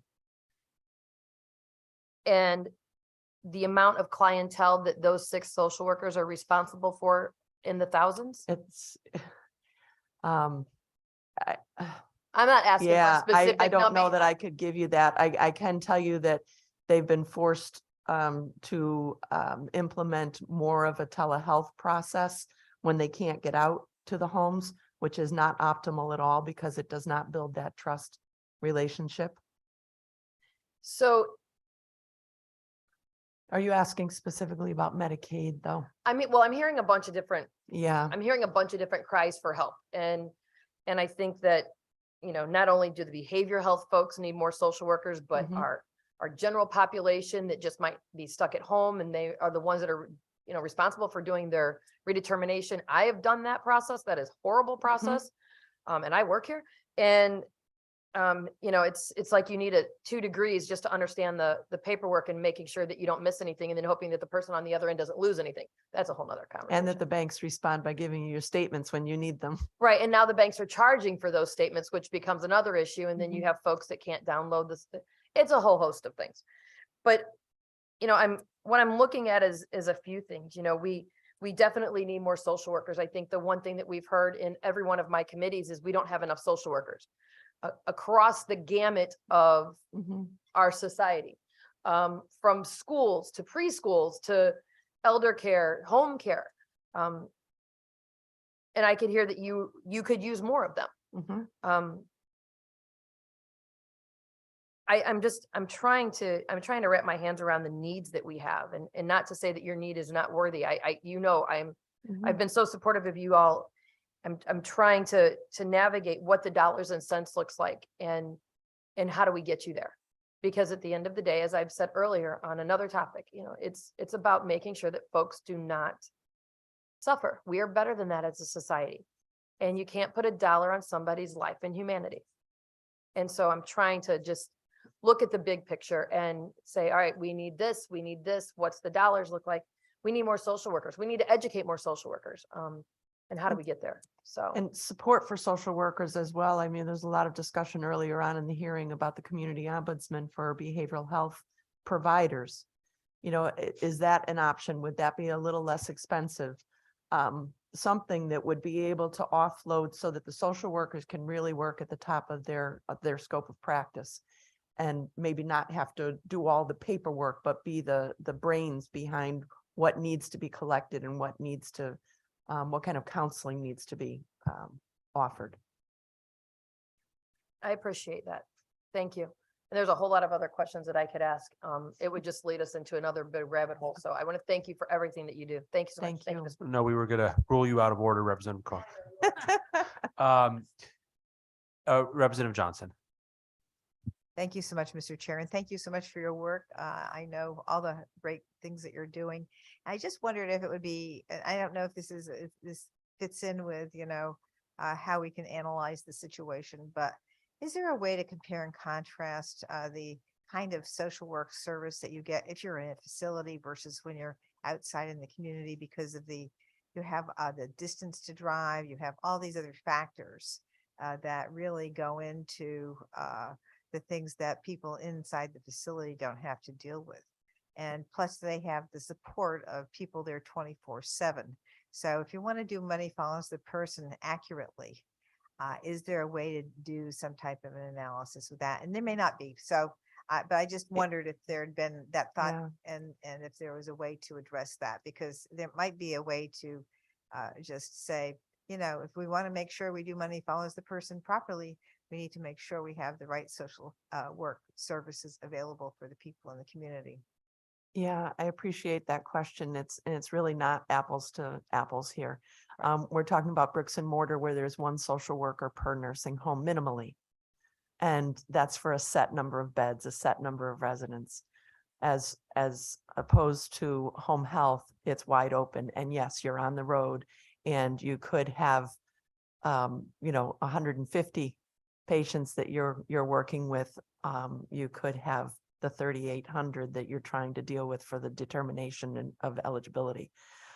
It's totally different on what they're helping with, and it's more of a wide open road. And it's not just for money follows the person.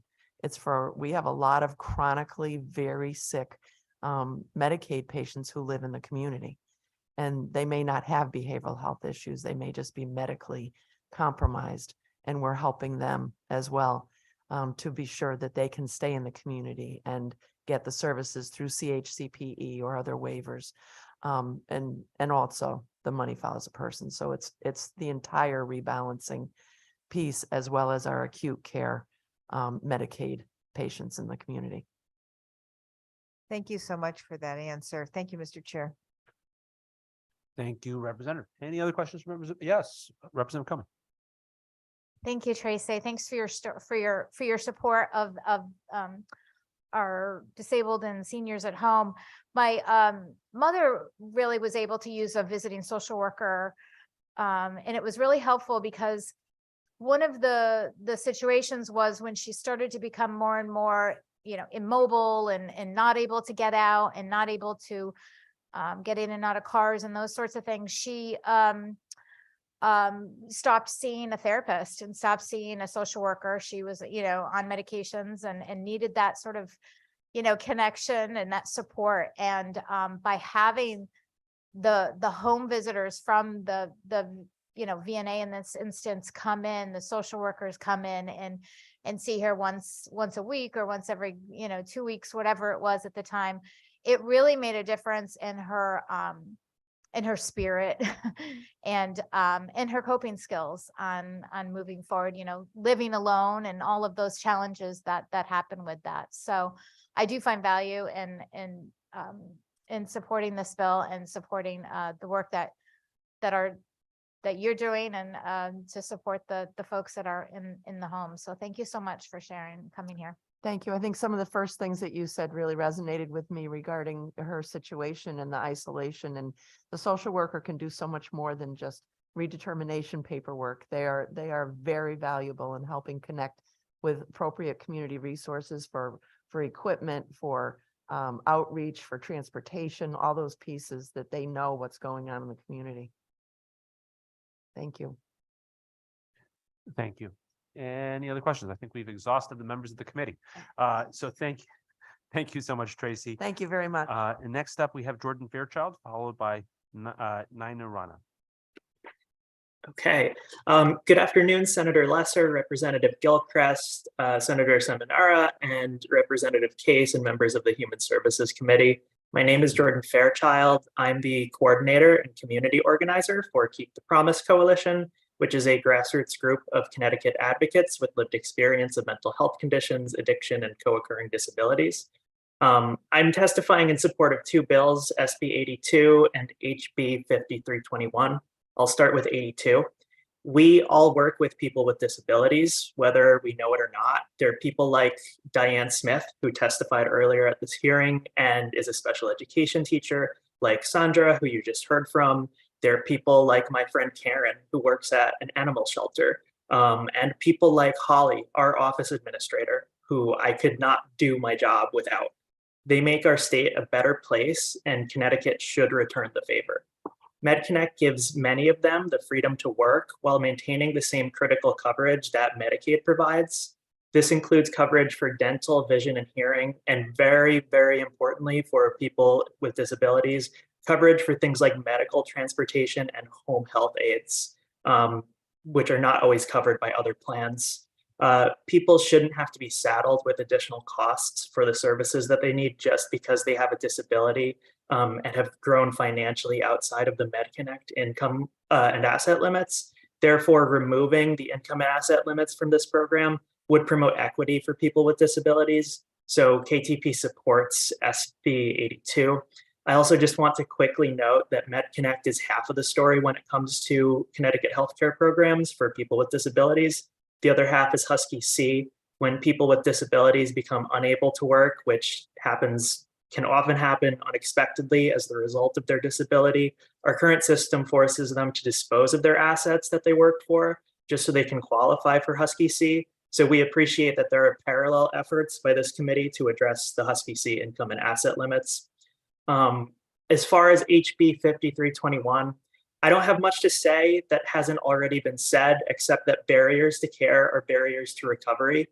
When payments are denied or delayed, providers limit their client base, some stop taking insurance, and these barriers defeat the purpose of behavioral health coverage and limit people's access to care. I think that creating an ombudsman's office to address these issues for providers will help with these issues. So therefore, we support HB 5321. Thank you for the opportunity to testify.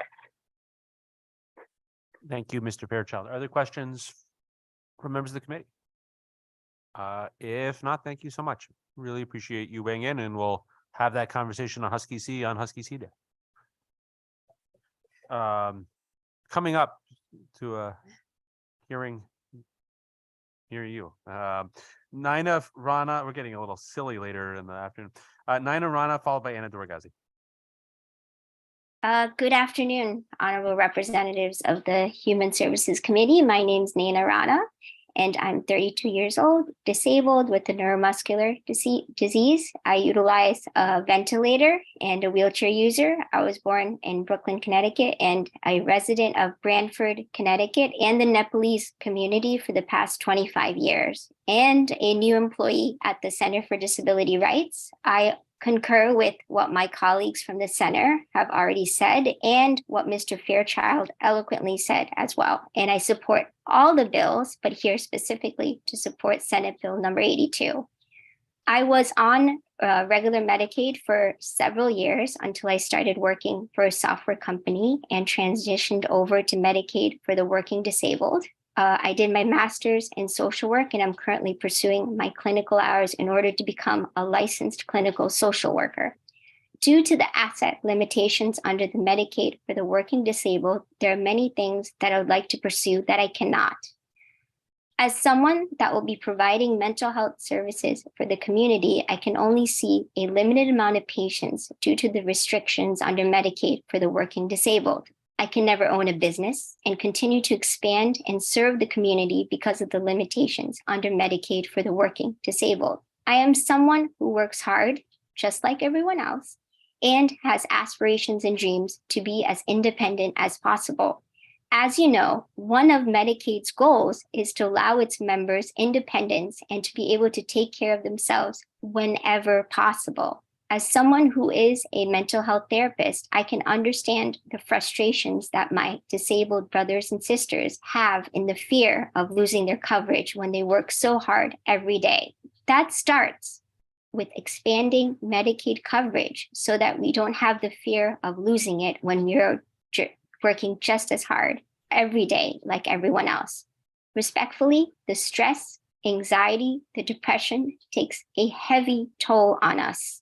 It does not make sense for many of us that the asset limitation of $10,000, one car, one house, and $75,000 a year.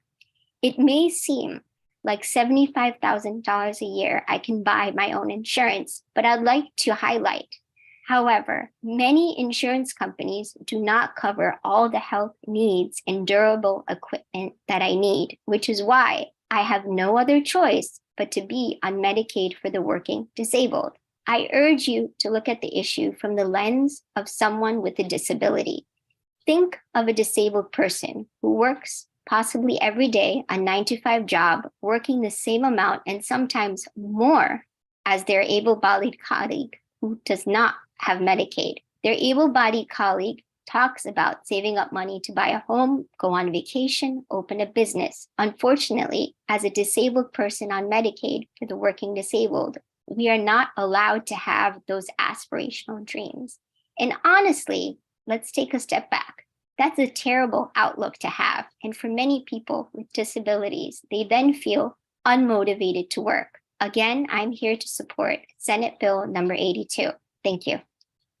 Thank you so much for your testimony. And, one of the things we've spent a lot of time in this building talking about the last few years is the shortage of access to mental health care in the state. And we are desperate to try to get more practitioners into the field. And to hear you say that you're working in that field, but you have to cut back your own hours to stay within the cap is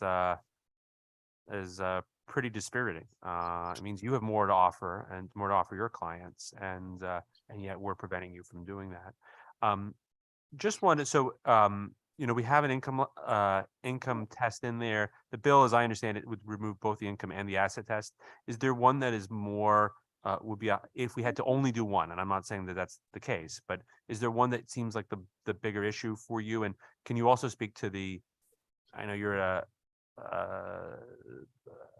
you're in an advocacy center, so maybe you're in a different position, but can you speak to the administrative complexity in terms of getting into the program in the first place? Is that hard? Is that cumbersome?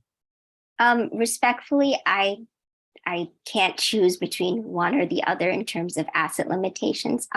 There's anxiety for me already as someone who has worked so hard to get into the position that I am in regarding going to school, saving up money to go to school, paying off loans, all of those things. That's stress enough, but also the fact that, like you just mentioned, like saying no to patients already, that's heartbreaking for me. And on top of that, that adds stress to me as well.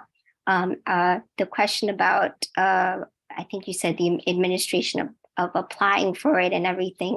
Previously, I was on regular Medicaid. And so the transition over to Medicaid for the working disabled wasn't difficult. So I can't really speak upon how it is in terms of applying for Medicaid for the working disabled. I can, however, speak about something that someone spoke about before, which is the fact that we do pay into it. We pay premiums. So when we do make a lot, we pay about, I think someone mentioned $50 to $100, which is accurate. I actually, when I worked at the software company, paid more than that. I paid around $230. So again, it's not like we're asking for free. We're willing to pay into it. We're willing to do what we need to do. We pay our taxes. We do what we can. And I also mentioned the stress, anxiety, and the depression that this causes for people like me who are already serving people in the community as well. So it's something that I feel like is not highlighted enough. And that's why I thought it was important to mention. So just going back to something else that you talked about, which is why you are making enough money, I think, to be able to afford private health insurance, but it wouldn't cover the care that you need. And you specifically talked about durable medical equipment. I was just looking at an update on the Affordable Care Act and the out-of-pocket maximums, which I think are currently, I think it's $11,000 per person. But your issue is that even if you reach the out-of-pocket maximum, it still wouldn't pay for the durable medical equipment that you need. Is that right? Yeah, respectfully, sir, even under Medicaid, some of that durable equipment is denied at first. And then I have to go through a rigorous process in order to prove why I need that durable equipment too. So it's not like even through Medicaid, I have to prove that this is something I need, and I have to reprove that I have this disorder in order to need it. For an example, at the moment, I'm trying to get a robotic arm and I've been denied twice, and I've had to go through several. So if you can only imagine a private insurance, which is also even more difficult to prove in order to get something. And actually, at the moment, I'm not eligible to apply for private insurance. I can only do the Medicaid for the work. I'm like I said, I'm getting my clinical hours at the moment, so I'm not working at that software company. I was giving that example to show the history of sort of my work history and where I'm at the moment. Gotcha. Well, sorry for the confusion, but thank you for educating me and the members of the committee. Representative Comey has a question for you. Yes. Hi, Ms. Rana. How are you? Good. Nice to see you, Representative Comey. Nice to see you too. Just so the committee knows, I know Ms. Rana from my my community. She is a leader in the Nepali community. She helps so many of her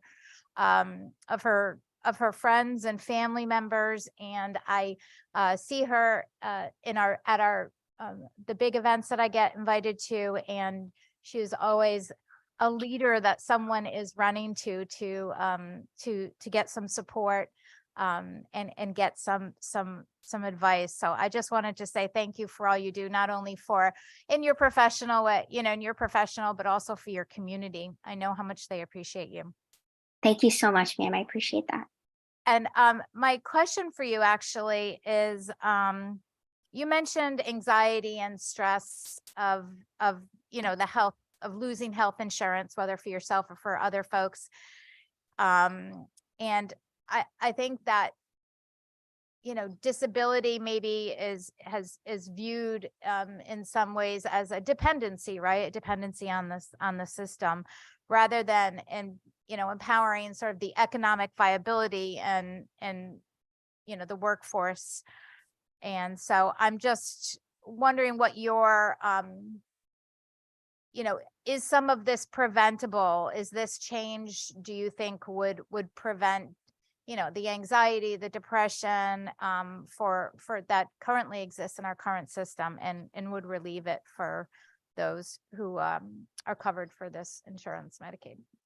I mean, yes, if this bill was passed, it would definitely help. I think my last, statement I said was, we are not allowed to have any aspirational, tangible goals at all. And, like I said, I have worked extremely hard to get to where I am, and I don't like the idea to be punished in any way. And respectfully, that's how it feels like at times.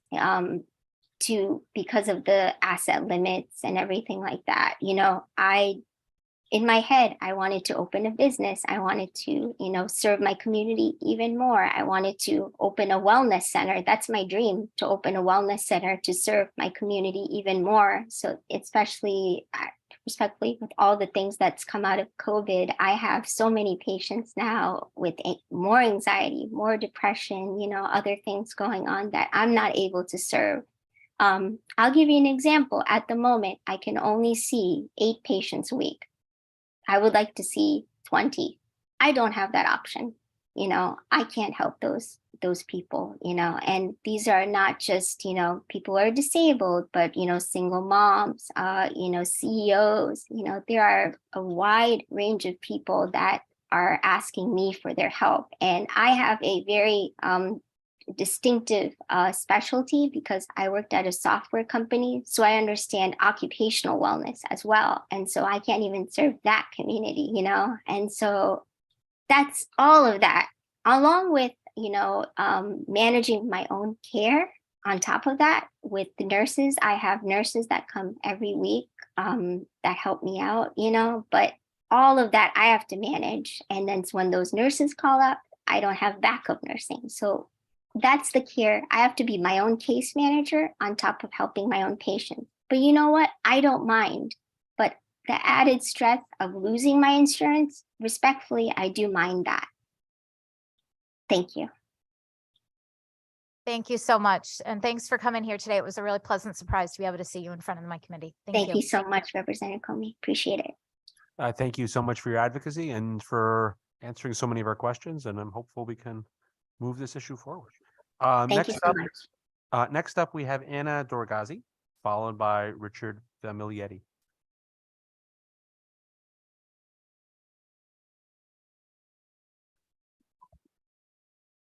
Good afternoon. Good afternoon, Senator Lesser, Representative Gilchrist, ranking members, and members of the Human Services Committee. My name is Anna Dorgazi, and I'm one of the policy directors at AARP Connecticut. We submitted written testimony in support of 2 items on your agenda today, SB 946 as well as SB 947. But I'd like to use my time here to focus our comments on SB 946 and act concerning the Connecticut Home Care Program for the elderly. We have 4 reasons why, in particular, we think that this is an important piece of legislation and why the General Assembly should join us in supporting the payment of spouses through CHCPE. First, this would alleviate some of the stresses that family caregivers and spouses in particular experience on a daily basis.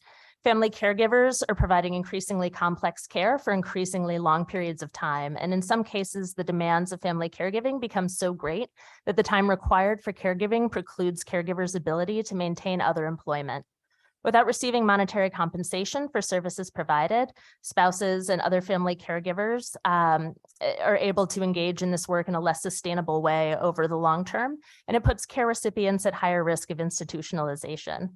A majority of family caregivers, 65%, say that a program under which they were paid for at least some of their caregiving hours would be helpful. For caregivers who provide high intensity levels of care to their loved ones, as well as caregivers who report moderate to high levels of financial strain because of their caregiving obligations, that level of support for caregiving compensation rises to 75%. Second, SB 946 would relieve pressures on the paid long-term care workforce. Paying spouses for caregiving not only expands the pool of available caregivers, but also frees up more of the limited professional direct care workforce to provide services to those for whom family caregivers are not an option. We already see severe shortages of healthcare workers, home care workers, personal care attendants, and other caregiving professionals, and demands for these workers are projected to grow at an unprecedented rate in the coming years. Paying spouses through self-directed programs is one way that Connecticut could sustainably expand access to home and community-based services at a time when there's already a lot of pressure on this workforce.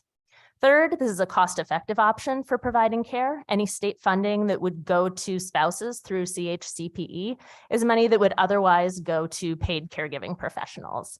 And if this is a successful intervention, it further leads to cost savings for the state because you're going to have people staying in less expensive home settings rather than going into institutions. Finally, and probably most importantly, allowing spouses and other loved ones to be compensated for the care they could provide would ultimately help care recipients receive the care that they want.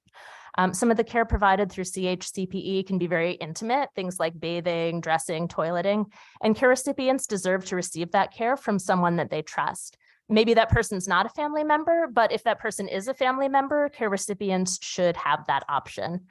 So just to wrap it up, paying family caregivers to provide care is cost-effective with unique advantages that can help ensure that older adults and people with disabilities receive the care they need from the caregivers they prefer and in the home setting that they desire. Thanks. Thank you, Hannah. Any comments or questions from members of the committee? If not, you get off easy today. All right. Last up on the list that I have is Richard Famiglietti.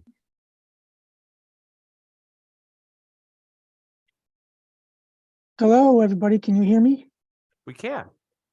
Hello, Senator Lesser and Human Services Committee and everyone else. My name is Richard Famiglietti, and I'm here to state that I'm in support of all the bills that are being heard today. However, I'm going to speak specifically on proposed bill number 82, an act to eliminate income and asset limits for the MedConnect health insurance program for the working persons with disabilities. When I was 16, I went to work. I've been working ever since. I graduated at Platt Tech as a tool and die maker in 1983. In 1985, I was in a motorcycle accident and broke my neck. I'm a quadriplegic. I tried to go back to work. Back then, Bureau of Rehab Services paid for my education. I got an associate's degree in mechanical engineering. Back then in 1987, Bureau of Rehab Services paid for my first full-size van to get me back and forth to school so I can get that degree. In 1991, I graduated with an associate's degree in mechanical engineering. I did not get a job. I tried, but I could not afford it because I would lose Medicaid because of that spend down. Then 13 years later, I was using a wheelchair lift that brings me upstairs into my house to get me to the bathroom and bedrooms.